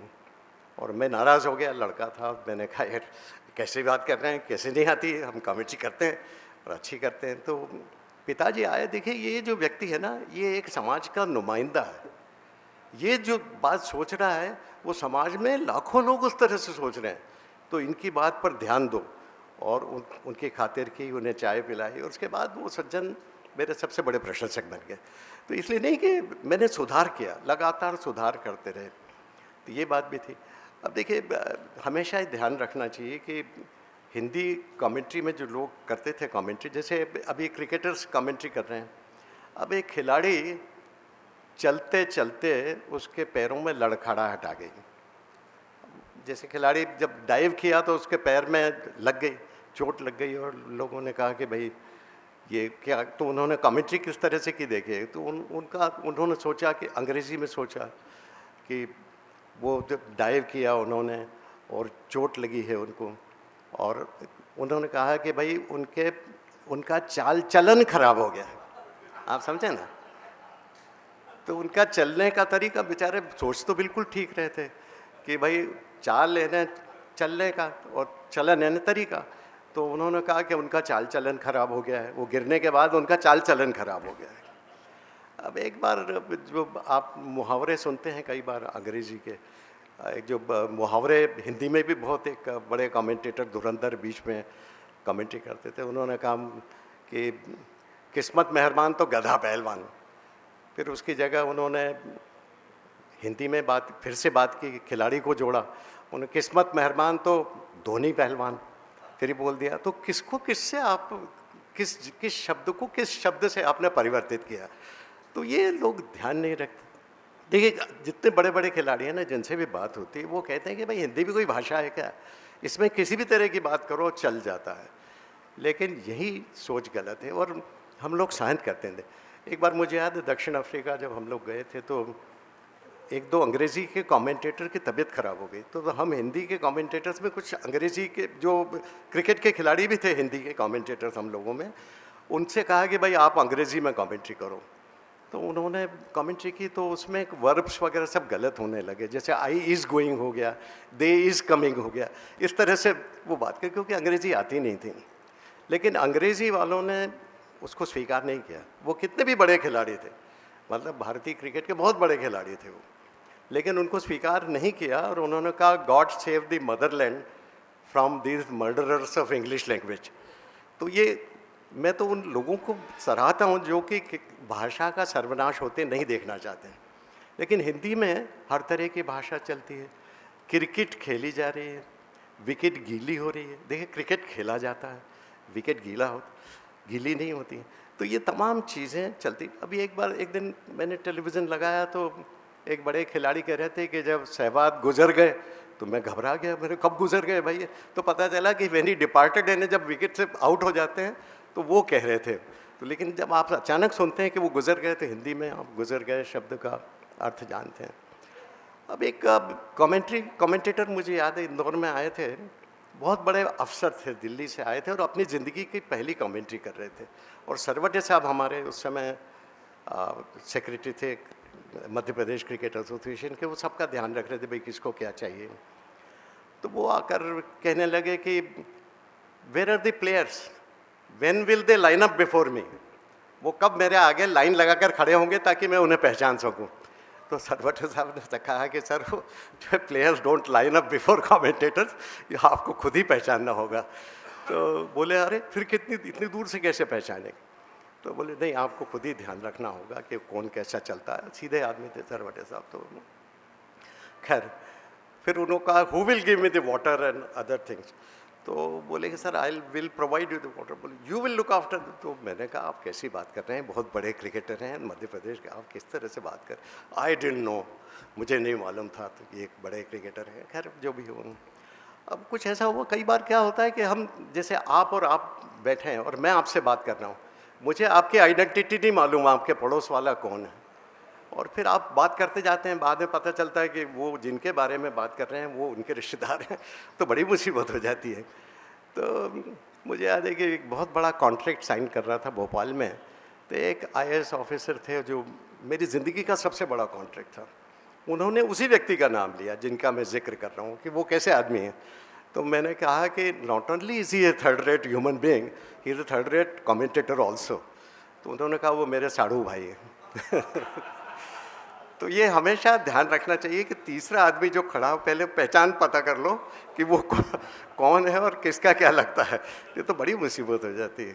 उसी तरह से संजय जगदाले जी हमारे बहुत बढ़िया एक कहानी सुनाते हैं कि एकरमैन करके एक व्यक्ति थे जो दक्षिण अफ्रीका के क्रिकेट खिलाड़ी थे, और डॉन ब्रैडमैन उनको लेने आए थे जब वर्ल्ड 11 की टीम के मैच चल रहे थे, तो ऑस्ट्रेलिया में एडिलेड एयरपोर्ट पर लेने आए। और टॉनी ग्रेग ने जब परिचय कराया कि is Ackerman and is Don, तो डॉन का नाम उन्होंने ठीक से सुना नहीं। उन्होंने कहा कोई खिलाड़ी होगा, छोटे कद का है, ठीक है। फिर थोड़ी देर बाद कहा कि उनको कहा मैं ज़रा I am going to the washroom, please look after my luggage, उस छोटे आदमी को कहा। तो उन्होंने कहा, अब वो भी बड़े आदमी थे, उन्होंने कहा okay sir I look after it. तो वो अंदर चले गए, फिर वापस आए, फिर कहा कि ओ आपने क्या अपना नाम क्या बताया था, can you pronounce it once again. तो उन्होंने कहा डॉन ब्रैडमैन। तो फिर तो उसके होश उड़ गए। तो ये होता है, हमेशा पता करना चाहिए कि तीसरा आदमी जो है वो क्या कह रहा है। अब एक बार विश्वनाथ ने सेंचुरी मारी कानपुर टेस्ट मैच में, जो उनका शतक था, तो हमारे वही कमेंटेटर थे जो इंदौर में आए थे, बाद में फिर टेस्ट मैचों में भी कमेंट्री करने लगे थे। तो उन्होंने खड़े होकर कहा कि विश्वनाथ के शतक पर पूरे स्टेडियम के 50,000 दर्शक खड़े होकर उन्हें श्रद्धांजलि अर्पित कर रहे हैं। तो ऐसे ऐसे महारथी भी होते हैं। तो क्रिकेट के कई लोगों को क्या, क्रिकेट आता है तो हिंदी नहीं आती, और हिंदी आती है तो क्रिकेट नहीं आता।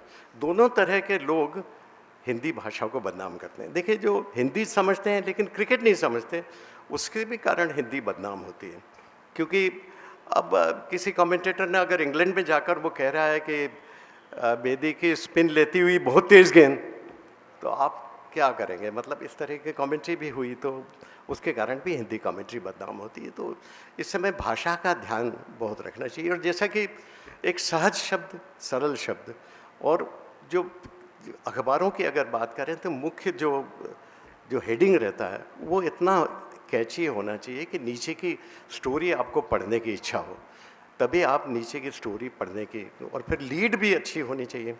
मैंने एक किताब भी लिखी भूल चूक से, माखनलाल चतुर्वेदी विश्वविद्यालय की किताब थी, खेल पत्रकारिता पर किताब लिखी। वो भी एक बहुत ही दिलचस्प किस्सा है कि उसमें उन्होंने कहा था कि भाई you will get a very handsome payment for that book. तो मैं थोड़ा उस समय पैसे की ज़रूरत भी थी, तो मैंने कहा ठीक है लिखते हैं। तो 3-1 हज़ार रुपये मैंने टाइपिंग में खर्च किए और फिर वो किताब लिखी खेल पत्रकारिता। और फिर मैं हैंडसम पेमेंट की तलाश में जुट गया। एक दिन वो हैंडसम पेमेंट आया 1500 रुपये का। तो ये हिंदी के हाल हैं, क्योंकि हिंदी के इस हाल में प्रकाशकों ने लेखकों को बहुत लूटा है, इसमें कोई संदेह नहीं। अब तो अखबारों में भी अच्छा पैसा मिलने लगा है लिखने का, तो ये अच्छी बात है। अभी एक बात और कहना चाहूँगा, कमेंट्री जो 15 रुपये दिन में कभी करते थे ना, आज 30-35-40 हज़ार और 2 लाख रुपए, बड़े बड़े खिलाड़ी तो 5 लाख 10 लाख रुपए पर डे भी ले रहे हैं। तो इतना ध्यान बदल गया। और जो एक हमारे ज़माने में क्रिकेटर्स जो होते थे वो कहते थे कि भाई यार इतने कम पैसे में क्या कमेंट्री, क्रिकेट से तो हमें प्यार है लेकिन क्या कमेंट्री करना। आज वो सब कमेंट्री करना चाहते हैं, और वो उन्होंने अंदर से कहीं से पता किया कि उन्हें तो क्रिकेट से बहुत प्यार है, तो वो अब हिंदी में कमेंट्री करते हैं। अब रवि शास्त्री जी, अब मुझे याद है कि मुझे खुद कहते थे कि यार हिंदी भी कोई भाषा है क्या, इसमें किस अलग अलग देश में अलग अलग जब तरीके से बोली जाती है, किसी भी तरह से बोलो बस बोलना पड़ता है। आज वो हिंदी कमेंट्री कर रहे हैं। तो ये जो है ना, क्या होता है कि जब विदेशी चैनल्स को भारतीय भाषा के अधिकार दिए जाएंगे ना, तो उन्हें आपकी भाषा से कोई परवाह नहीं रहेगी, उन्हें तो परवाह रहेगी अपनी टीआरपी की। तो ये एक सोच का विषय है। कभी मुझे उम्मीद है कि कभी न कभी BCCI भी इस विषय में सोचेगा। मैं तो कई दफ़े कहता हूँ चतुर्वेदी साहब के बारे में भी कि जब कई क्रिकेटर्स पूछते हैं कि भाई हिंदी में कैसे सीखनी चाहिए, मैंने कहा चतुर्वेदी साहब की किताब पढ़ो, सीखोगे तो आगे कि कैसे हिंदी लिखी जाती है और कैसे बोली जाती है, तो बहुत कुछ इसमें सीखने को मिल सकता है। आप जी हाँ, वो जैसा कि अशोक जी ने भी बताया कि हम जो पत्रकार या जो हम कमेंटेटर्स भी होते हैं, तो पब्लिक में से ही बहुत सारी चीज़ें उठा लेते हैं। 1979 में भारत और इंग्लैंड का टेस्ट मैच चल रहा था, जिसमें सुनील गावस्कर ने, आपको याद होगा, 221 रन बनाए थे और भारत को जीत के लिए 438 रन बनाने थे, और भारत 429 रन तक पहुंच गया था 8 विकेट पर, और मैच ड्रॉ हो गया था, भारत हारा नहीं था। तो उस समय मुझे याद है जब 40-50 रन बाकी थे, तब कई लोग उठ के, बूढ़े किस्म के लोग मैदान से उठकर जा रहे थे। तो मैंने उनसे पूछा कि how can you leave the match at this stage when it is so balancedly poised, आप कैसे छोड़ के जा सकते हैं, इतनी रोमांचक स्थिति में मैच है। तो उन्होंने कहा वी हैव हार्ट प्रॉब्लम, और हमारे डॉक्टर्स ने हमें कहा कि इस तरह का रोमांच अपने दिल पर पैदा करेंगे तो दिल के लिए बहुत भारी पड़ेगा, तो वो जो है इसलिए हम मैच। तो मैंने तब सोचा, चूँकि मैं कमेंट्री कर रहा था और पूरा देश कमेंट्री सुन रहा था,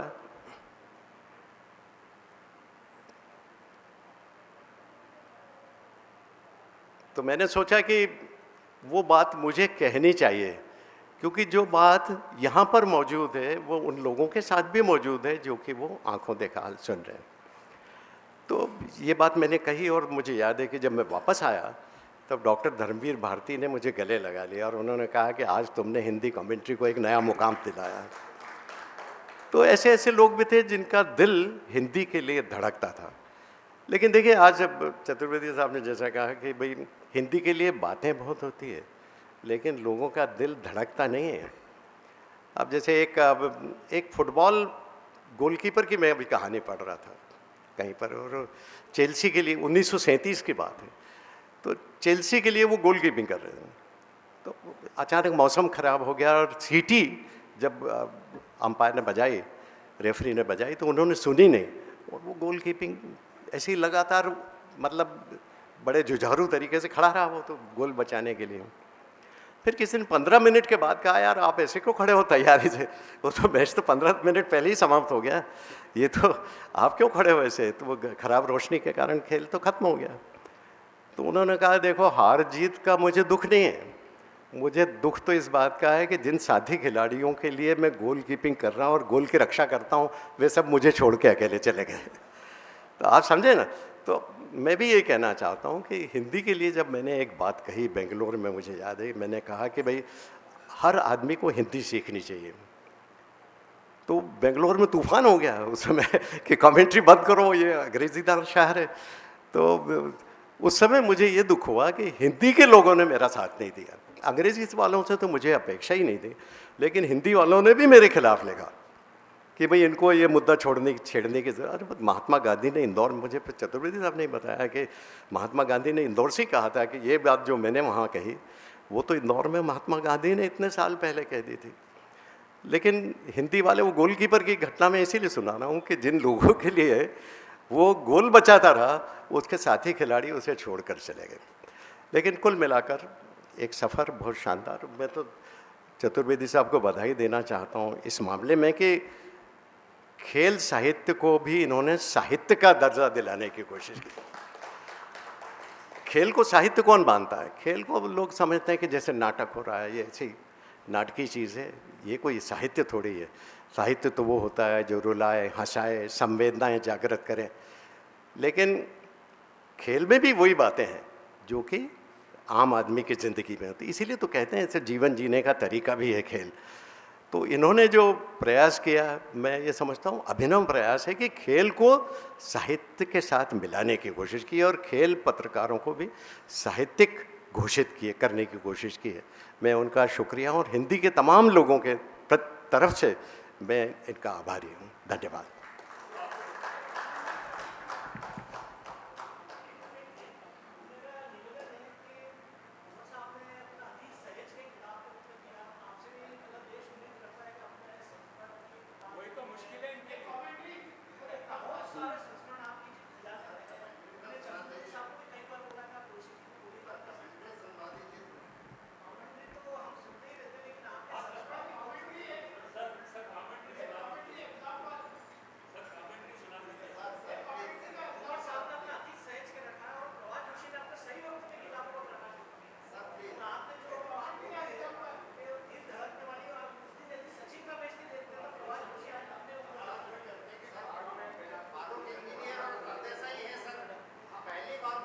चलो हम सुशील भाई की कमेंट्री जरूर सुनेंगे। पहले सुशील भाई ने जो बातें कही, बहुत उसमें सबसे जो बड़ी बात उभर के आई है कि जो शब्दों का चयन जो है वो बहुत आवश्यक है, और किस प्रकार से सही शब्द इस्तेमाल करना चाहिए, ये उन्होंने बताया कि किस प्रकार से लोग कमेंट्री करते वक्त गफलत कर जाते हैं। और मैंने जो दूसरी कमेंट्री के टाइम महसूस की है कि जो खाली स्थान भरना, जब कुछ हो नहीं रहा हो और उस समय कुछ बोलना, ये एक बहुत बड़ी कला है जो सुशील भाई बहुत अच्छी तरह से निभाते हैं। जब कुछ हो नहीं रहा हो और उसको खेल को, आपको कमेंट्री को जारी रखना है, तो वो किस प्रकार से करते हैं। क्योंकि मैंने एक मैच में मैं स्कोरिंग कर रहा था, वनडे मैच था, और उसमें वो कमेंटेटर मेरे को बार बार कर रहा था कि आंकड़े दो, क्योंकि खेल में कुछ देर बारिश आ गई, उनको 15 मिनट का कुछ एक समय था जिनको उनको कुछ कहना था, उनके पास कहने के लिए शब्द नहीं थे, और वो मेरे पे दबाव डाल रहे थे कि मैं उनको इतने आंकड़े दूं कि वो 15 मिनट आंकड़ों से भर दे। और मेरे लिए, क्योंकि वनडे मैच में इतने आंकड़े तैयारी रहती नहीं है, क्योंकि इतना फास्ट गेम होता है कि संभव नहीं हो पाता, तो वो बेचारे, उनके पास में शब्द ही नहीं थे उस समय क्या बोले। तो सुशील भाई, मैंने देखा है कि जो गैप्स हैं वो बहुत अच्छी तरह से भरते हैं, किस प्रकार से संस्मरण सुनाने हैं, क्या है। तो धन्यवाद सुशील भाई। अब मैं आमंत्रित करता हूँ विजय लोकपल्ली जी को। मेरे गाइड रहे हैं, मार्गदर्शक रहे हैं, मैं बहुत बड़ा इनका फ़ैन हूँ। हिंदू में जो क्रिकेट के ऊपर जितना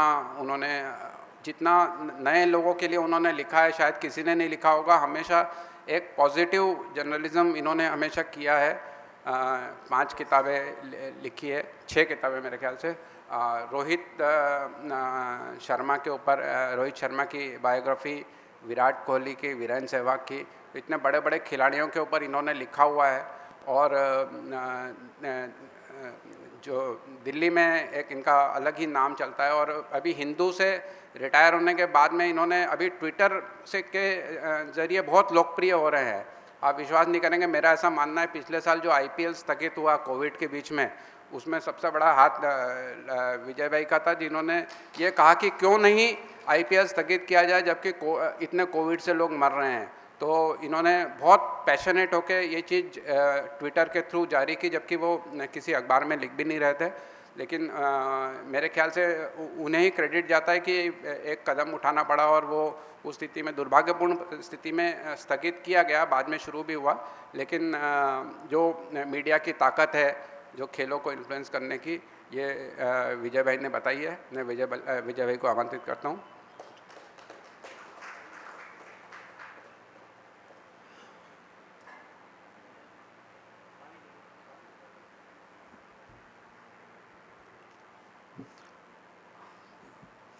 नमस्कार।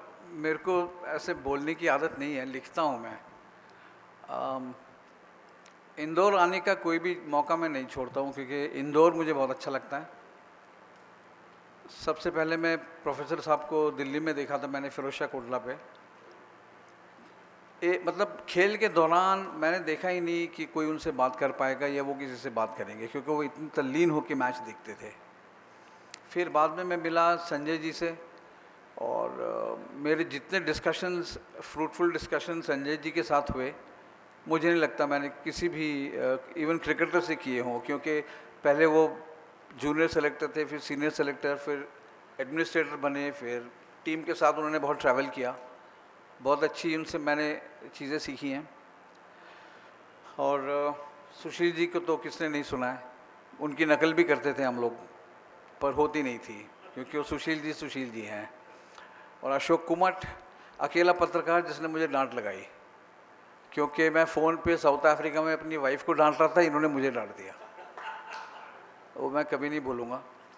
और इंदौर, जैसे राजीव है, मैं सीज़न की शुरुआत में हमेशा इनको फ़ोन करके लॉस के जो चेंजेस हैं वो कोशिश करता हूँ।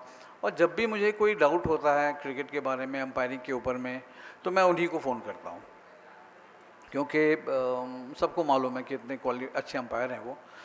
और जहाँ तक इंदौर की बात है, मेरी वाइफ भी मुझे कभी नहीं रोकती है इंदौर आने से, क्योंकि वो एक लिस्ट दे देती है मुझे, साबूदाना लाना है या ये लाना है। नॉर्मली तो अशोक जी लेके आते हैं दिल्ली, पर आज ही मैंने, जैसे अभी राजीव ने बोला कि ट्वीट, मैंने एयरपोर्ट से आते हुए होटल तक पहुंचा और मैंने पहला काम सामान अंदर रखा और एक ट्वीट ये किया कि मैं इंडिया के सबसे स्वच्छ शहर में आया हूँ। खूबसूरत शहर तो है ही, और ऐसा एक शहर जिसमें इंडिया का बेस्ट क्रिकेट स्टेडियम है, जिसका श्रेय संजय जी को जाता है। क्योंकि अगर आप ऐसे दर्शक जाएंगे स्टेडियम में तो आपको पूरी इज्जत मिलती है, और कोई सा भी आप टिकट लीजिए, चाहे सबसे महंगा या सबसे सस्ता, खेल आपको बराबर दिखेगा। वो खासियत है यहाँ के स्टेडियम की कि आपके सामने कोई डिस्टर्बेंस नहीं आता है। और यहाँ पे मुद्दा है मीडिया में खेलों की भाषा। जो हमारी भाषा थी वो तो लुप्त हो गई, और इसका मुझे कोई अफसोस भी नहीं है, क्योंकि मुझे लगता है कि वो पढ़ने वाले नहीं रहे। लेखक हो या ना हो मुझे नहीं मालूम, लेकिन आज की जो जनरेशन है वो 400 वर्ड ट्विटर के पढ़ लेती है, या मोबाइल में 100 वर्ड में उनको सब कुछ मिल जाता है, वो पढ़ लेते हैं, पर उनका ध्यान अच्छी लिखाई पे नहीं है। जो हम जब बड़े हो रहे थे तो मुझे याद है, मेरे पिताजी मुझे हमेशा स्कूल जाने से पहले मुझसे अखबार पढ़वाते थे। उसमें 2 चीज़ें थी, एक तो मुझे अखबार पढ़ना की आदत डाली उन्होंने, और उच्चारण, क्योंकि जब भी अगर मैं गलत प्रोनाउंस करता तो स्केल से मुझे मारते थे।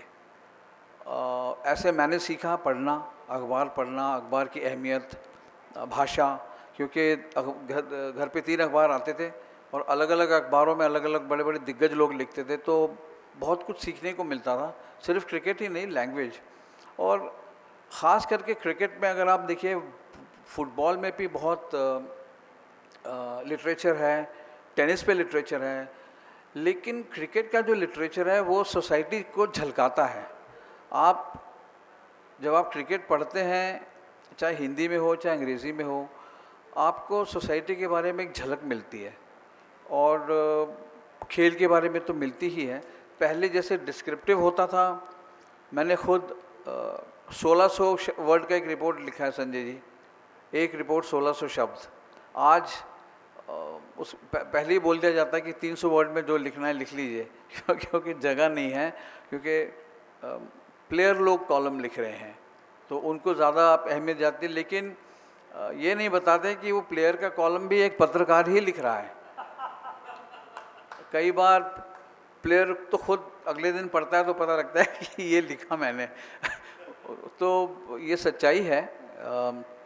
लेकिन हाँ, मैं कहूँगा कि आज के जो पत्रकार हैं उन पे बहुत ज़्यादा प्रेशर है, क्योंकि मेरे टाइम में ऐसा था कि अशोक जी भी मेरे साथ रहे, मतलब मानेंगे इस बात को कि हमने जो लिख दिया वो लिख दिया, क्योंकि टीवी तो होता नहीं था, स्पेक्टेटर्स भी बहुत कम होते थे, दर्शक इतने नहीं होते थे, तो हमारे लिए बहुत आसान था कि एक मैच कवर करना। लेकिन आज टीवी है, कई जगह कमेंट्री भी होता है डोमेस्टिक क्रिकेट का, और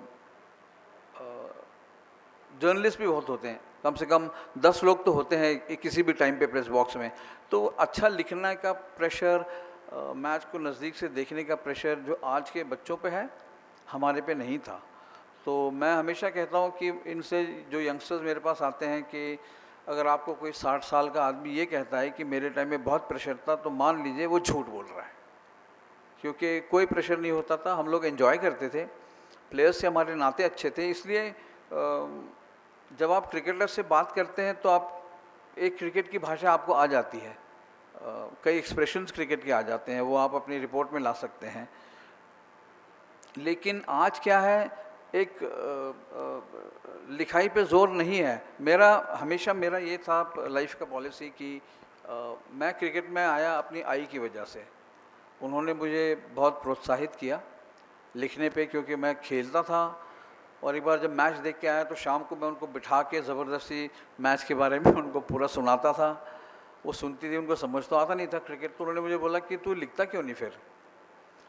तो जब भी मैं उसके बाद आज भी जब मैं लिखता हूँ तो मेरे मन में यही विचार होता है कि मुझे एक लेटर लिखना है अपनी माँ को, और सरल भाषा में लिखना पड़ेगा क्योंकि उसके समझ में नहीं आएगा।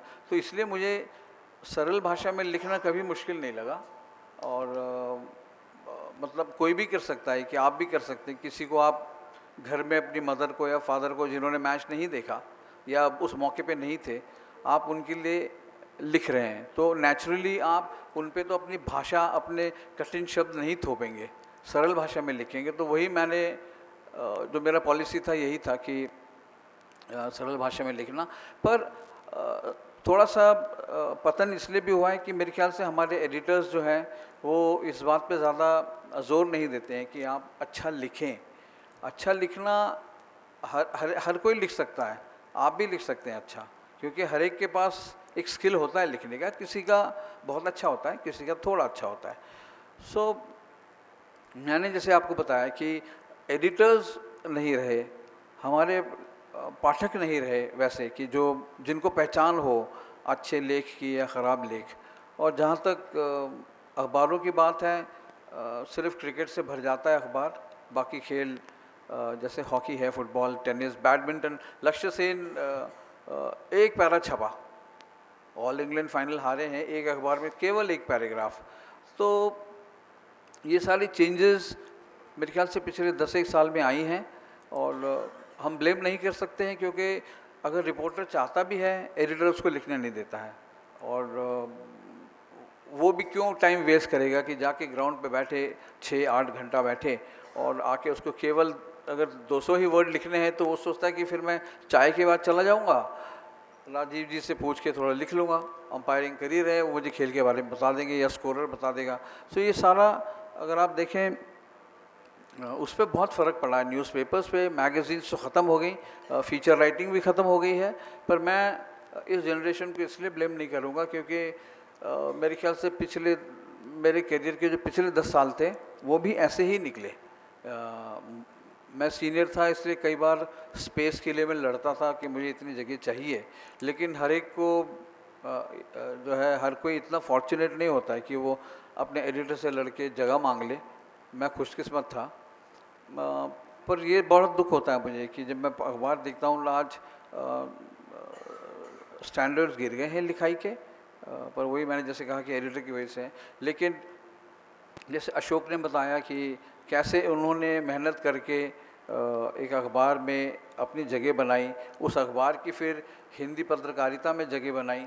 और अशोक के साथ तो मैंने बहुत टूर किए हैं और मैंने उनको देखा है बहुत नज़दीक से काम करते हुए।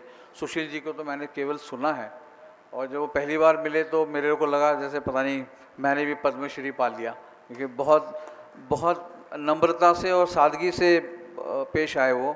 बहुत कम लोग ऐसे होते हैं जो इतने अचीवर्स हैं, जो इतनी सादगी से बात करते हैं, तो वो यंगस्टर्स को बहुत एनकरेज भी करते हैं। मुझे याद है लक्ष्मण जब हिंदी कमेंट्री सीख रहा था तो उसने मेरे से पूछा था कि मैं कैसे इम्प्रूव करूं, तो मैंने कहा था सुशील जी से बढ़िया आपके लिए कोई नहीं होगा। फिर उन्होंने बात की, उनसे बात करके जो भी उन्होंने बताया होगा सुशील जी ने, उसकी हिंदी पहले से तो बेटर है सर पहले से तो अच्छी कर रहा था वो कमेंट्री, अब तो एनसीए में चला गया। पर मुझे कहा जाता था कि हमेशा मध्य प्रदेश की जो हिंदी है वो शुद्ध हिंदी है। और प्रोफेसर साहब की किताबें पढ़ के मैं समझ में आ गया मुझे कि क्यों है, क्योंकि उनकी लिखाई एकदम सिंपल है। और इतनी किताबें सर, 12 किताबें, हाँ 15, तो 3 चूक गई मेरे से पर 12-15 किताबें लिखना एक ही खेल के ऊपर, इतने अभी लेटेस्ट उन्होंने मार्केटिंग पे लिख दी है, तो वो भी तो आनी है ना सर अभी, वही। सो उनसे हमने बहुत कुछ सीखा है। मैंने उन पे एक लेख लिखा था, उसका हेडलाइन मैंने नहीं दिया था सर, वो सब एडिटर ने दिया था, प्रोफेसर ऑफ क्रिकेट। और वो बहुत पॉपुलर हुआ था वो लेख, क्योंकि वो डिज़र्व भी करते हैं। जैसे मैंने कहा कि ये मेरा दूसरा विज़िट है यहाँ पे। इससे पहले भी मैं एक बार आया था, तब सुरेश सराया थे तब साथ में। हाँ, वो हमारे बीच नहीं रहे, पर उनके पास बहुत किस्से होते थे क्रिकेट के। उन्होंने बहुत बड़ा लंबा भाषण दिया था मुझे याद है। उनको इंडिकेट करना पड़ा था कि आप ज़रा रुक जाइए और लकीली सुशील जी भी थोड़ा जल्दी रुक गए, नहीं तो कमेंट्री की तरह वो एक सेशन खींच देते पूरा पर मुझे हमेशा खुशी हुई है यहाँ पे आके। और जैसे मैंने कहा कि मुझे आदत नहीं है ऐसे बोलने की। मुझे लग रहा था कि राजीव एक इंटरैक्टिव सेशन रखेंगे जहाँ पे आप हमको कठिन सवाल पूछेंगे और हम आपको जवाब दें, पर वो हुआ नहीं।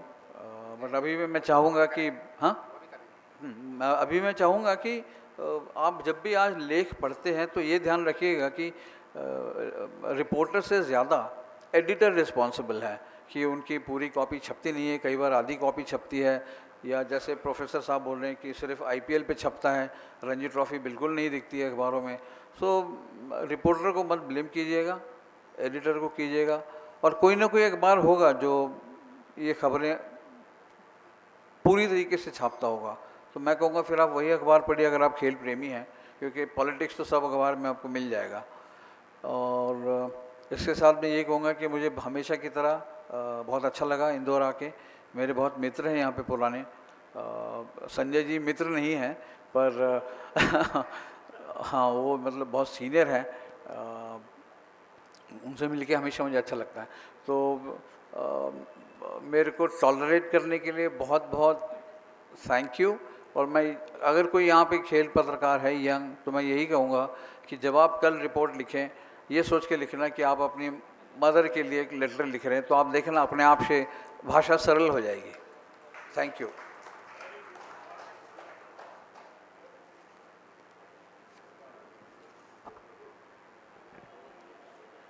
बहुत ही बढ़िया बात कही है विजय भाई आपने। और जो आपका जो नेचर है वो आपकी इस बात से बिल्कुल क्लियर सबको स्पष्ट हो जाता है कि कितने संवेदनशील है सभी के प्रति। और इंदौर के प्रति इनका विशेष जो प्रेम रहा है इन्होंने हमेशा बताया है, और इंदौर के लिए हमेशा अच्छा लिखते रहे हैं। आज इन्होंने स्टेडियम के बारे में लिखा। इसके कुछ दिन पहले मैं इनका एक इंटरव्यू सुन रहा था, उसमें भी इन्होंने इंदौर के जो होलकर स्टेडियम के जो फैसिलिटीज़ हैं उसके बारे में इतनी अच्छी अच्छी बातें कही। और इंदौर में सराफा के बारे में इन्होंने एक अलग से एक बहुत अच्छा एक लेख लिखा था। तो हमेशा लिखते रहते हैं और बहुत अच्छा लिखते हैं और खिलाड़ियों के प्रति संवेदनशील है। सबसे बड़ी चीज़ ये है कि जो खिलाड़ी है वो क्या करके, कितनी मेहनत करके ऊपर आ रहा है, तो उसको कैसा ट्रीट किया जाना चाहिए, ये विजय भाई बहुत अच्छी तरह से जानते हैं। तो अगर आपकी इजाज़त हो तो हम कुछ क्वेश्चन एंड आंसर सेशन कर लें। तो मैं आप भी कुछ पूछ सकते हैं, पहले मैं कुछ पूछ लूँ, अगर मेरे ख्याल से मैं सभी कवर कर लूँगा। और अभी हमारे पास कुछ समय है तो क्वेश्चन एंड आंसर सेशन करूँगा। थोड़ा शॉर्ट कर दिया है मैंने। सबसे पहला प्रश्न मैं अशोक भाई से पूछना चाहता हूँ कि जब आप दैनिक भास्कर में थे और आपने वो एक फेज़ देखा है जब खेल जो है वो लास्ट पेज से अंदर के पेज में शिफ्ट हुआ, और बहुत सारे अखबारों में हुआ। कमर्शियल रीजंस हो सकते हैं या कोई और रीजंस हो सकते हैं, लेकिन वो जो आपका पीरियड था जब आपने खेल को आखिरी पेज से अंदर के पेज में जाते हुए देखा, जब आपको कैसा लगा और आपने उस चुनौती से कैसे लड़ाई की? जब अखबार बहुत लोकप्रिय हो जाता है तो स्पेस की प्रॉब्लम हो जाती है, विज्ञापन बढ़ जाते हैं और जगह कम हो जाती है। उस अखबार के साथ भी यही हुआ जैसा दूसरे अखबारों के साथ होता है, जगह कम मिलने लग गई। लेकिन मुझे आज भी बहुत अच्छे से स्मरण है कि जब वर्ल्ड कप होता था तो 4 पेज का सप्लीमेंट, 4 पेज का, 3 पेज का, 4 पेज का सप्लीमेंट रोज अलग से पूरे 1.5 महीने तक जाता था। दूसरे सारे पेजेस कैंसिल कर दिए जाते थे, रद्द कर दिए जाते थे, अस्थायी रूप से रोक दिए जाते थे।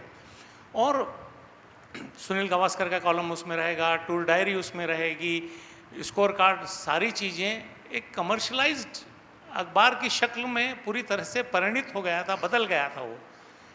आप मैच रिपोर्टिंग के लिए एक लोगो लगा रहे हैं और उसका आप अलग चार्ज कर रहे हैं, टूर डायरी के लिए अलग लोगो लगा रहे हैं और उसका चार्ज कर रहे हैं। तो कमर्शलाइजेशन जो हो गया था उसने अखबार को पैसा भी दिया, हमको लोकप्रियता भी मिली। तो जब जगह ज़्यादा मिलने लगी तो हमको कोई आपत्ति नहीं थी। लेकिन कई बार ऐसा भी होता था, मैंने अभी आपको जब शुरू में बताया कि जब वर्ल्ड कप 83 वाला वर्ल्ड कप जीत रहे थे और विज्ञापन बहुत जा रहा था, जब अखबार नया नया शुरू हुआ था, 1-1.5 महीने हुआ था अखबार को शुरू हुए और विज्ञापन नहीं होते थे, और जब हम कहीं जाते थे तो बोलते थे कौन से अखबार से हो, तो हम अखबार का नाम लेते थे तो कहा जाता था अरे ये कौन सा अखबार है, इसको तो नाम ही, इसका नाम ही नहीं जानते हम। तो उस स्थिति में अखबार के विज्ञापन मैनेजमेंट द्वारा निकाल दिए जाएं और बोले कि नहीं लगा दो, ये अपने आप में बहुत बड़ी बात थी। तो ऐसा बहुत कम देखने को मिलता है, लेकिन हमको भरपूर जगह मिली। एक उदाहरण, एक इंसिडेंट और बताना चाहूँगा। 99 वर्ल्ड कप में I was working approximately 16 to 18 hours for a day. मतलब इतना ज़्यादा वर्कलोड था, इतना ज़्यादा वर्कलोड था कि मैं आपको बता नहीं सकता हूँ। टूर डायरी भी करनी है, इंटरव्यूज़ भी करना है। मेरे एक फ्रेंड है डॉक्टर जीतू पटेल, वो लंदन से करीबन 600 माइल दूर रहते हैं। तो मैंने ऑफिस में फ़ोन करके कहा कि यार मैं 2-3 दिन रिलैक्स होना चाहता हूँ, इंडिया का कोई मैच भी नहीं है अभी, क्या मैं जा सकता हूँ? बोले हाँ हाँ। अरे तो मैंने कहा तब तक छापेंगे क्या?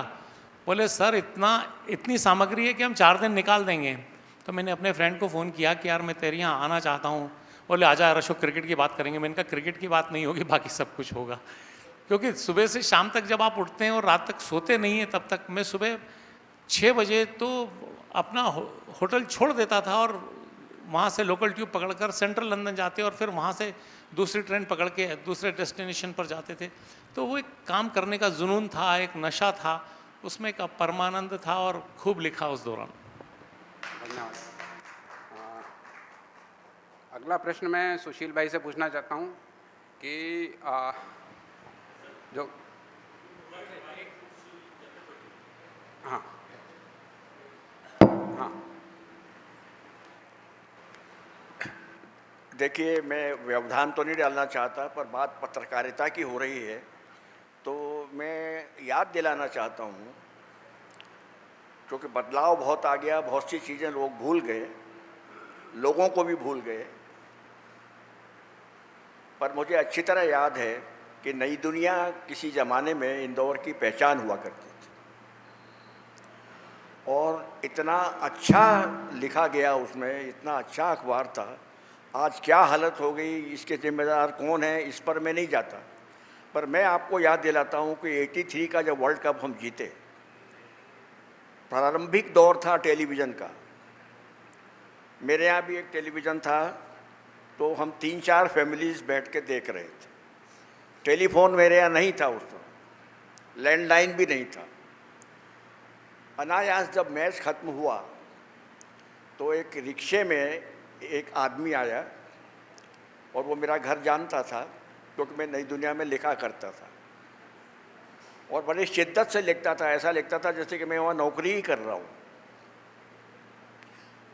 तो मैंने कहा भाई क्या बात है? बोला अभय जी ने आपको याद किया है कि ये मैच ख़त्म हुआ है, आज लिखना है। मैंने कहा रात के 11:30 बज चुके हैं, अब मैं कब जाऊंगा, कब लिखूंगा, मैं जल्दी सोने वाला, मेरे यहाँ लोग मेहमान बैठे हैं। बोले नहीं, वो आपको मेरे को भेजा है और ये कहा है कि मेरा नाम लेके बुला लाओ। अब मैं गया तो बोले यार आप थोड़ी देर चाय वाय पी लो और आपको ये लिखना ही है, कल ये जाना ही है। अब मैंने बैठ के वहाँ लिखा, फिर मैं लौट के घर आया। अब सवेरे जब मैंने देखा इतना अच्छी तरह छापा उन्होंने, कुछ भी उनकी लोग बुराई करते हों, हर आदमी में अच्छाई बुराई है और आप क्या देखते हैं ये आपकी नज़र पर निर्भर करता है। तो उन्होंने इतना सब अखबार के लिए किया, सब कुछ हुआ और इतना अच्छा छापा उन्होंने कि मैं क्या बताऊं। और उसके बाद मुझे दूसरे दिन देखने को मिला कि प्रभाष जी ने लिखा। प्रभाष जी ने भी हिंदी के लिए, पत्रकारिता के लिए कितना किया है ये मैं जानता हूँ। जब अखबार निकाला जनसत्ता तो उन्होंने कहा तो पंडित जी आपकी मदद लगेगी। मैं कहा जब हमारी याद आपको आए आप बता देना, जो हमसे होगा हम करेंगे। होलकर टीम के ऊपर उन्होंने एक विशेषांक निकाला। कौन करता है दिल्ली का अखबार? मैंने संजय से भी लिखवाया, उसमें मैंने भी लिखा और भी सारी चीज़ें हमने उनको चित्र भी भेजे। पूरे 2 पेज पर उन्होंने होलकर क्रिकेट की ग्लोरी, शान, तो ये किया उन्होंने। तो ऐसा ज़माना था, लोग लिखते भी थे, पढ़ते भी थे। आज उस जनसत्ता की क्या हालत हो गई है मुझे कहने की ज़रूरत नहीं। नई दुनिया कहाँ से कहाँ पहुँच गई कहने की ज़रूरत नहीं। भास्कर ने तरक्की की, उतनी ही अवनति नई दुनिया की हुई। और आज तो अगर आप अखबार निकल रहे हैं इंदौर से, पर आपसे मैं पूछना चाहता हूँ कि इंदौर का अखबार कौन सा है जिसे आप इंदौर का अखबार कह सकते हैं? मैंने तो एक बार उनके संपादक को फ़ोन करके कहा भी कि आप दिल्ली से सारा मसाला ले लेते हैं, कानपुर से ले लेते हैं, इंदौर वाले लोगों के बीच में आप अखबार बेच रहे हैं, तो कम से कम आधे पेज की सामग्री तो इंदौर के लोगों को दो आप। अब वही अपनी लाचारी है, हम क्या कर सकते हैं? ये हम क्या कर सकते हैं? नहीं, बहुत कुछ कर दिया है। ये जो लाचारी है ये इस सबसे ज़्यादा नुकसान कर रही है। तो मेरा यही कहना है कि बदलाव का दौर है और बदलाव होंगे, मगर ये बात याद रखने की है कि हम अपने अतीत को न भूलें, याद रखें, और वही अतीत है जो हमको संबल देता है। धन्यवाद। चतुर्वेदी जी ने बिल्कुल सही बात कही है कि जो मेरे ख्याल से इंदौर ने ही जो है वो खेल पत्रकारिता की जो मशाल है वो उठाई थी सबसे पहले। और जितना खेल और जो जिस प्रकार का एक सकारात्मक प्रतिस्पर्धा जो अखबारों के बीच जो खेलों को लेकर के थी, वो अब समाप्त होते जा रही कहीं ना कहीं। लेकिन एक समय था जब खेलों के कारण अखबार बिका करते थे और लोग खेल में पढ़ना चाहते थे, और सभी इंदौर के सभी अखबार जो है वो वहाँ पे खेलों की अच्छी सामग्री मिलती थी। मैं अगला प्रश्न सुशील भाई से पूछना चाहता हूँ कि हाँ जी, मैं पूछ लेता हूँ फिर। चलो, हाँ। हेलो, मैं एक क्वेश्चन पूछना चाहता हूँ। मैं एक साधारण, मेरा नाम राधा किशन है, मैं सबको आपको नमन करता हूँ। आपने जैसे मीडिया में खेलों की भाषा के बारे में एक टिप्पणी कर रहे हैं, तो बाकी खेलों के बारे में हम जानना चाहते हैं कि आपकी क्या प्रतिक्रिया है, आप क्या जानना चाहते हैं? क्योंकि चढ़ता सूरज को तो हर कोई सलाम करता है, और बाकी हॉकी है, वॉलीबॉल है, बाकी खेलों में तो किसी ने कुछ अभी तक मैं सुना नहीं हूँ। हाँ, तो यही उस बारे में जानना मेरा चाहता हूँ एक सर। ये प्रश्न था मेरे पास में जो लिस्ट में कि क्रिकेट ने क्या अन्य खेलों को ख़त्म कर दिया है, तो मैं आऊँगा उसके ऊपर भी, तो ज़रूर हम सुनना चाहेंगे विचार। आप अभी बता दिए सुशील भाई, आप क्या सोचते हैं इस बारे में? नहीं, बिल्कुल आप ठीक कह रहे हैं। देखिए, क्रिकेट की लोकप्रियता ने देश के कई बहुत सारे खेलों को एक तरह से खत्म किया। आप बिल्कुल ठीक कह रहे हैं और ये चिंता का विषय है। अभी हॉकी का हम लोगों ने बिल्कुल चिंता का सेमीफाइनल विषय है। देखिए, ओलंपिक जीते। हम सब जानते हैं, आपको शंकर लक्ष्मण साहब की कहानी याद है कि आपको सब हम सब जानते हैं कि भारत को 1964 में जो स्वर्ण पदक जिताया था ओलंपिक में, वो शंकर लक्ष्मण साहब ने दिलवाया था। और ओलंपिक पदक किसको मिलता है? भारत के लिए खेलते थे। क्रिकेट तो देखिए बरसों तक ऐसा खेला जाता रहा है, जैसे भारतीय क्रिकेट कंट्रोल बोर्ड खुद कह रहा था कि हमारी टीम भारत की टीम नहीं है, हमारी टीम BCCI की टीम है। लेकिन भारत के लिए खेलते हुए उन्होंने स्वर्ण पदक भारत को जिताया। उन शंकर लक्ष्मण के पैर में तकलीफ हो गई और गैंग्रीन हो गया उनके पैर में, और सवाल ये था कि उनका पैर काटने की ज़रूरत थी।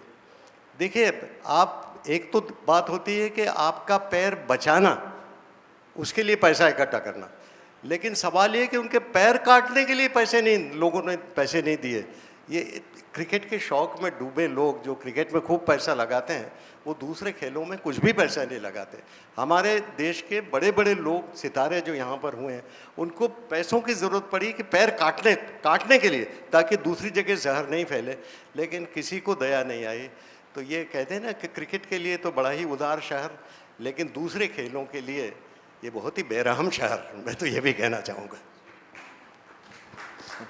अगर आप देखेंगे आज के पेपर्स में हॉकी, बैडमिंटन, टेबल टेनिस, उनकी रिपोर्टिंग बराबर इन डेप्थ रिपोर्टिंग जो होती है वो करते हैं बच्चे, बिकॉज हर एक को क्रिकेट करने का मौका नहीं मिलता। तो इसलिए जब वो एक खेल पकड़ते हैं, आपको एक खेल में स्पेशलाइजेशन का ज़रूरत होता है। तो अगर हॉकी है तो वो अपनी तरफ से कोशिश करते हैं कि हॉकी, इनफैक्ट कई दिन आप देखेंगे हॉकी को ज़्यादा जगह मिलती है क्रिकेट से। मैं अपने अखबार का बोल सकता हूँ, द हिंदू में हमेशा बराबर का ट्रीटमेंट होता है। और हॉकी, फुटबॉल, टेनिस, बैडमिंटन, इनको बहुत अहमियत मिलती है, इग्नोर नहीं करते हैं। लेकिन उसके लिए फिर इवेंट्स होने पड़ेंगे ना। क्रिकेट तो पूरा साल चलता है, इसलिए आप लिखते हैं। हॉकी जब होगा तभी लिख पाएंगे आप, या टेनिस जब होगा तब लिख पाएंगे। और आजकल तो बैडमिंटन पे इतना जोर है, आप देख ही रहे हैं, सिंधु हर रोज़ छाई होती है पेपर में। सो ऐसा नहीं है कि दूसरे गेम इग्नोर हो रहे हैं। हर पेपर में कम से कम 4 से 6 लोग ऐसे हैं जो नॉन क्रिकेट पे लिखते हैं। तो मेरे I will say hats off, क्योंकि उन्होंने ऐसा गेम चुना है, उनको पता है कि कभी फॉरेन टूर नहीं मिलेगा, उनको कभी वो अहमियत नहीं मिलेगी जो क्रिकेट राइटर को देते हैं। सो हॉकी का स्पेशली आप देखिएगा, बहुत अच्छा कवरेज होता है। मैं कहूँ सर, ये बहुत विशिष्ट सत्र है और मैं थोड़ा यादों की पुरानी क्षणों में जा रहा हूँ, जब हम ये देख रहे हैं, क्योंकि विषय जो है मीडिया में खेलों की भाषा है, तो क्रिकेट बहुत महत्वपूर्ण है, लेकिन क्रिकेट संपूर्ण भी नहीं है, खेल के दूसरे भी हैं। और मैं आपको इस अवसर पे मैं बता रहा हूँ कि क्रिकेट में मुझे बहुत पुराना अवसर याद आ रहा है, जब नेहरू स्टेडियम में क्लाइव लॉयड की टीम आई थी और एंडी रॉबर्ट्स और माइकल होल्डिंग जैसे बॉलर्स थे और सेंट्रल जोन का मैच रखा गया था। ऐसी प्रणाली अब समाप्त हो गई है, पर वैसे मैच थे और हनुमंत सिंह की कैप्टनशिप में सेंट्रल जोन की टीम से शुरुआत के 5-6 विकेट गिर गए थे। और मैं आज पहली बार मिल रहा हूँ संजय जगदाले जी, सामने बैठे हुए संजय जगदाले जी और गुलेज अली जी ने, दोनों ने मोर्चा संभाला था कि जो है कि वो विकेटों की पतझड़ को रोका जाए। मेरा ऐसा मुझे ध्यान में आ रहा है।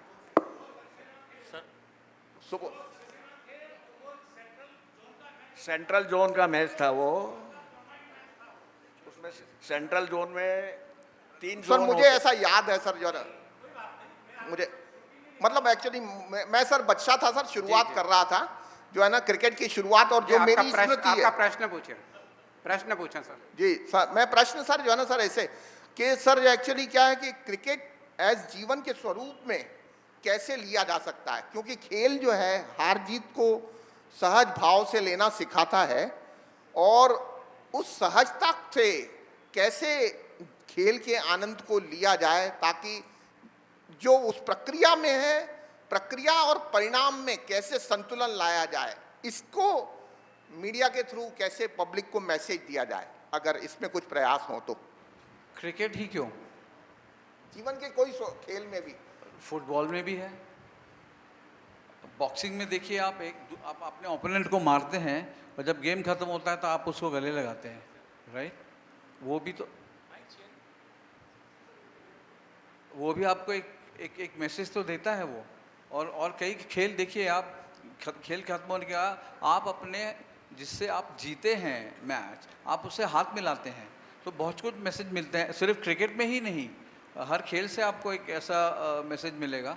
और जहाँ तक मैं समझता हूँ, हमारे यहाँ पे ख़ास करके जो क्रिकेट नहीं खेलते हैं, आप सोचिए उनके बारे में कि उनको मालूम है कि मेरा आगे कोई भविष्य कोई उज्जवल नहीं है, क्योंकि मैं क्रिकेट नहीं खेल रहा हूँ, फिर भी मैं हॉकी खेलता हूँ या मैं वॉलीबॉल खेलता हूँ। इसका मतलब उसको सच्चा प्यार है उस गेम से, इसीलिए वो खेल रहा है। चाहे बैडमिंटन हो, बैडमिंटन में तो पैसा अब आ रहा है, पहले नहीं था। पहले तो अनरिजर्व्ड कंपार्टमेंट में ही जाते थे badminton player, hockey player, football की टीमें ऐसी चलती थी। सो मैं नहीं समझता हूँ सिर्फ क्रिकेट ठीक है, क्रिकेट आपको सारा दिन दिखता है, इसलिए आपको लगता है कि बहुत कुछ सीखने को मिल रहा है। आप दूसरे खेल भी देखिए, उससे बहुत कुछ है। हेलो सर मैं एक मेरा निवेदन ये था कि कुंवर साहब ने अपना अतीत सहेज लिया किताबों के रूप में, आपकी संस्मरण के खजाने भरे हैं, तो अब मेरा निवेदन है कि इस पर भी थोड़ा काम करके आपकी पुस्तक आ जाए तो सोने में सुहागा होगा। इंदौर शहर के लिए एक सौगात होगी, और न सिर्फ इंदौर शहर, पूरे देश के लिए सौगात होगी। और हमने तो आपकी खेल युग पत्रिका भी देखी है उस ज़माने में, 70 बचपन में पढ़े हैं। कुंवर साहब की ढेरों स्मारिका हमने पढ़ी है। और जब इंदौर में 72 का मैच हुआ था, जिस मैच का जिक्र है, उसके बाद एक पुस्तिका निकली थी पूरे स्कोर बोर्ड के रूप में, येलो कलर का कवर हुआ करता था, उसके ऊपर पूरे मैचों के आंकड़े दिए थे आपने।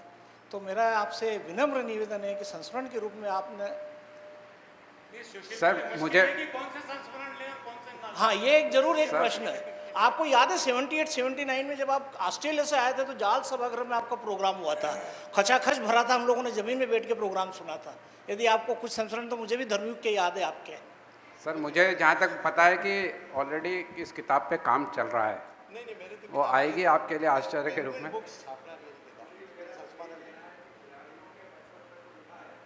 अब अपने बचपन पे भी लिखो आप। नहीं, बचपन तो ठीक है सर, अब तो बचपन, वो बचपन आया तो बात की चीज आई जाएगी। सुशील सर का तो मेरे 2 गुरु यहाँ बैठे हुए हैं जिनसे मैंने खेल पत्रकारिता सीखी है। सुशील सर तो बोलते हैं, वो ही लिख दें तो एक किताब बन सकती है, इतना बोलने का लहजा इस तरह से। और सभी इसमें मैं सर बहुत अच्छी चीज़ कुछ पूछना चाह रहा था, लेकिन एक अखबार विशेष का उल्लेख निकला तो मुझे लगता है कि जवाब दे देना चाहिए। इंदौर शहर में कानपुर का अखबार नहीं निकलता है। इंदौर शहर में जब राजीव रिसोडकर लॉर्ड्स की किताब को हिंदी में रूपांतरित करते हैं तो वो इंदौर से कानपुर और दिल्ली छपती है, वो यही अखबार है जिसका आपने उल्लेख किया। इंदौर से जब वेंकटेश अय्यर निकलता है, इंदौर से जब आवेश खान निकलता है, तो वो पूरे हिंदुस्तान में छपता है और हिंदुस्तान के सबसे बड़े हिंदी मीडिया ग्रुप में छपता है। और नए लोग कुछ आ गए हैं मेरे जैसे जो अच्छा लिख रहे हैं, लिखने की कोशिश कर रहे हैं, और इन्हीं जो मंच पे अतिथि बैठे हैं उनसे सीख कर, तो आपको कुछ हो सकता है टीस हो, उसमें मैं नहीं जाना चाहता, लेकिन आज वो विषय नहीं था जो आपने निकाला। हिंदी में नई दुनिया बहुत अच्छा कर रहा है। Thank you. देखिए, मेरा तो सिर्फ ये कहना है कि आप जो अखबार में छाप रहे हैं, फर्स्ट क्लास क्रिकेट होता है रणजी ट्रॉफी, उसके लिए 2 लाइन आपके यहाँ नहीं रहती। लड़का डबल 100 बनाता है, उसका उल्लेख नहीं होता। और जो डोमेस्टिक क्रिकेट है वो कौन सा टूर्नामेंट है, क्या है, ये नहीं मालूम, उसकी रिपोर्ट बड़ी बड़ी छपती है। तो ज़रा संतुलन रखिए सर। डोमेस्टिक क्या क्रिकेट नहीं होता? डोमेस्टिक क्रिकेट नहीं होता। मेरा मतलब है क्रिकेट के लेवल में फ़र्क है।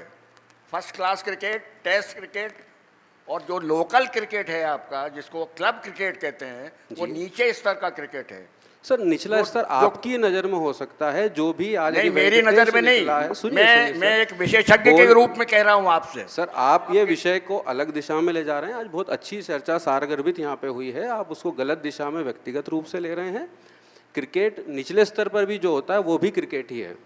देखिए कि आप घर में खेलते हैं वो भी क्रिकेट है, टेनिस गेंद से खेलते हैं वो भी क्रिकेट है। मेरा निवेदन है कि इस बहस को अभी समाप्त किया जाए। की बात कर हर एक का जिम्मेदारी से बात करो। अलग अलग नज़रिया है और निश्चित रूप से जो खेलों की स्थिति क्लब है क्रिकेट, एक लाइन बोल के मैं खत्म करना चाहूँगा, जिस क्लब क्रिकेट की बात कर रहे हैं, खिलाड़ी यदि वही ना खेले तो आज वेंकटेश अय्यर इंडिया टीम में नहीं होता। चलो अब बहस को ख़त्म किया जाए, अपन थोड़ी अच्छी बात करते हैं। सुशील भाई से मैं पूछना चाहता हूं कि जो खिलाड़ी कमेंट्री में आ रहे हैं उसको आप किस रूप में देखते हैं, और आपने जो रेडियो कमेंट्री से टीवी कमेंट्री में जो ट्रांजिशन किया, जो आपने बदलाव कर पाए जितने सफलतापूर्वक, उसके बारे में आप क्या कहेंगे? देखिए, वक्त के साथ अगर आप नहीं बदलेंगे तो वक्त आपको पीछे छोड़ देगा, ये बात बिल्कुल सही है। और वक्त के साथ मैं बदलता रहा, खेल की आवश्यकताओं को समझता रहा। पहले लंबे लंबे वाक्य बोलता था जब रेडियो पे कमेंट्री करते थे, जब साहित्य का बड़ा महत्व था। आपके पास जैसे खिलाड़ियों की परछाइयाँ लंबी हो रही है, मुझे याद है कि एक बार सुनील गावस्कर कुछ नॉट आउट थे दिल्ली टेस्ट मैच में और वो खेल रहे थे, शाम ढल रही थी, तो मैंने कहा था शाम ढल रही है, खिलाड़ियों की परछाइयाँ लंबी हो रही हैं, लेकिन भारत का सूरज सनी गावस्कर अभी भी पूरी चमक के साथ विद्यमान है। ये रेडियो कमेंट्री की बात थी, लेकिन दूरदर्शन पे आप इतनी लंबी बात कर नहीं सकते क्योंकि दृश्य आपको टेलीविज़न पर जो दिख रहा है उसी हिसाब से बोलना है, तो छोटे वाक्य बोल। तो मैंने ये प्रयोग किया कि छोटे छोटे वाक्य बोलूं, सारगर्भित वाक्य बोलूं और समझ कर, और उसको इस तरह से बोलूँ कि लोगों को ठीक से समझ में आए। छोटे छोटे वाक्य, छोटे छोटे शब्द, सारगर्भित। इस मामले में इयन चैपल को मैं गुरु मानता हूँ कि देखिए छोटी छोटी बातें निकालते हैं और आप आश्चर्यचकित रह जाते हैं कि कितना अच्छे विषय। वो पैड के बारे में बात करेंगे कि लाइट पैड अगर किया है तो उससे क्या फ़र्क पड़ा, लाइट पैड से विकेट के बीच में दौड़ में उन्हें तेज़ी होती है। वो बता रहे थे कि किस तरह से सुनील गावस्कर ने लाइट पैड्स उनको दे दिए थे सचिन तेंदुलकर को, ताकि विकेट के बीच में तेज़ दौड़ पड़े, तेज़ दौड़ सकें विकेट के बीच में। और फिर बाद में उन्होंने फिर व्यंग्य करते हुए कहा कि भाई वो वास्तव में ये तो आदमी विकेट के बीच में दौड़ ही नहीं रहा, ये तो चौके छक्के लगा रहा है, तो फ़ायदा क्या हुआ लाइट पैड का। तो इस तरह की कहानियाँ बड़ी सारगर्भित होती हैं। छोटे वाक्य बोलें, सार्थक वाक्य बोलें, मिठास से बोलें, इस तरह बोलें जैसे आप अपनी प्रेमिका से बात कर रहे हैं, बिल्कुल मीठे मीठे शब्दों में बोलें।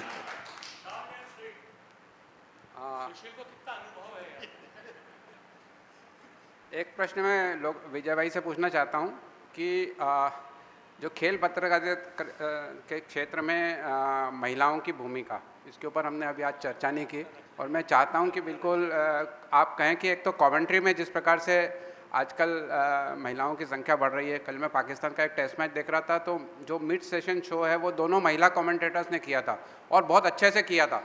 और अभी पत्रकारिता के क्षेत्र में मुझे ऐसा लग रहा है कि महिलाओं की संख्या कुछ कम हो रही है जो प्रिंट मीडिया में है, तो उसके बारे में आप क्या कहेंगे? मेरे ख्याल से पहले से मुकाबले राजीव, अगर आप देखें डिजिटल मीडियम में तो महिलाएं सबसे आगे हैं। वहाँ पे आपको जो बाईलाइन दिखेंगी केवल महिलाओं की दिखेंगी डिजिटल में, और बहुत सारे अखबार हैं जहाँ पे हर अखबार में कम से कम 2 महिला रिपोर्टर तो हैं। हमारे यहाँ भी हैं। और अब तो सबको मालूम है कि आपको पहले क्या था कि एक तरीके का टैबू था कि महिला रिपोर्टर खेल में कहाँ, पर उनको ये कहा जाता था कि ये खेलती नहीं है, इनकी कितनी समझ है। लेकिन अगर आप देखें आज जैसे आपने बोला कमेंट्री में ऑन ग्राउंड प्रेजेंटेशन करती हैं, मैच के बाद प्रेजेंटेशन करती हैं।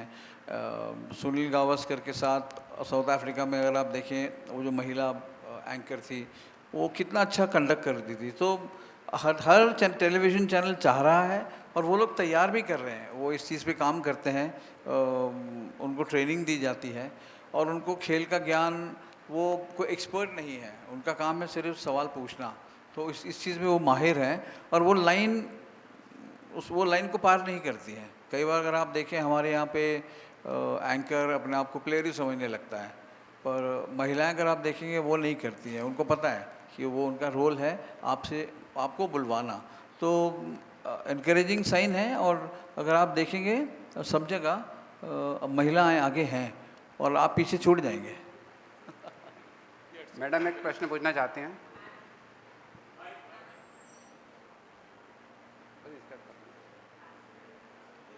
मैं सेवानिवृत्त क्रीड़ा अधिकारी हूँ और तब मैदान में गिनती के लिए भी महिला स्पोर्ट्स ऑफिसर नहीं थी, पर आज बहुत अधिक है। यानी तब मेरे को लोग बाग प्रोफेसर समझते थे क्योंकि मैं उनके साथ रहती थी, क्योंकि महिला है कि नीचे नहीं रहती थी।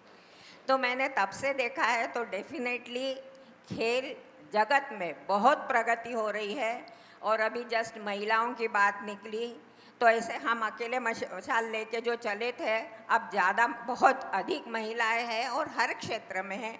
और वैसे ही जहाँ तक है क्रिकेट में भी हर क्षेत्र में महिलाएं आगे आ रही है, कमेंट्री हो, संचालन हो। तो मैं इन सभी पत्रकारों को भी धन्यवाद देती हूँ कि उन्होंने क्रिकेट ही नहीं, वैसे दूसरे भी खेलों का आता है, पर क्योंकि क्रिकेट की बात अधिक होती है इसलिए हमें ऐसा लगता है।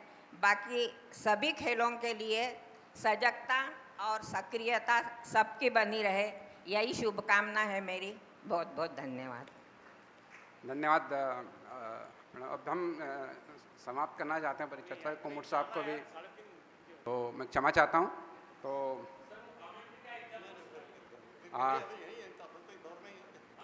कमेंट्री हम जरूर सुनना चाहेंगे, बस ये ख़त्म कर दें। हाँ।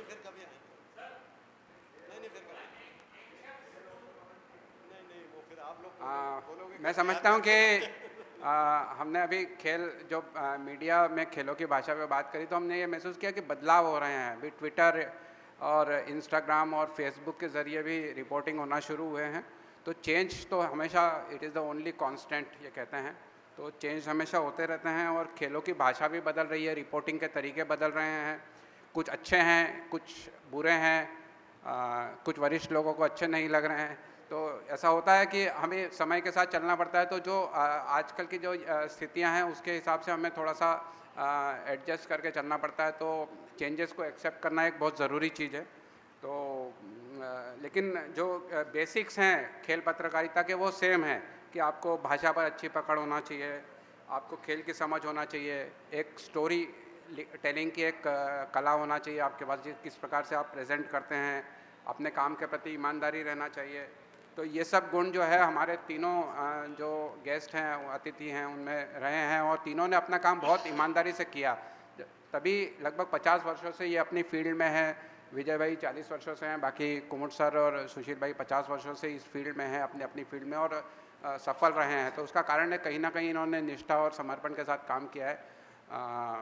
मैं आपको धन्यवाद देता हूँ। मैं हिंदी साहित्य समिति को धन्यवाद देता हूँ कि मुझे एक अवसर दिया। कार्यक्रम के समापन के लिए मैं चतुर्वेदी जी से रिक्वेस्ट करता हूँ कि वो जो कार्यक्रम का समापन करें। अब आभार, अपने लोगों का क्या आभार। मेरा यही कहना है कि ये सब अपने हैं, राजू हों या अशोक हों या विजय हों या सुशील हों। मैं तो यही चाहता हूं कि आप अभी आए हैं, बार बार आते रहें, कर्तव्य पालन के लिए इसे अपना समझें और इस तरह का सौहार्द बनाए रखें। धन्यवाद।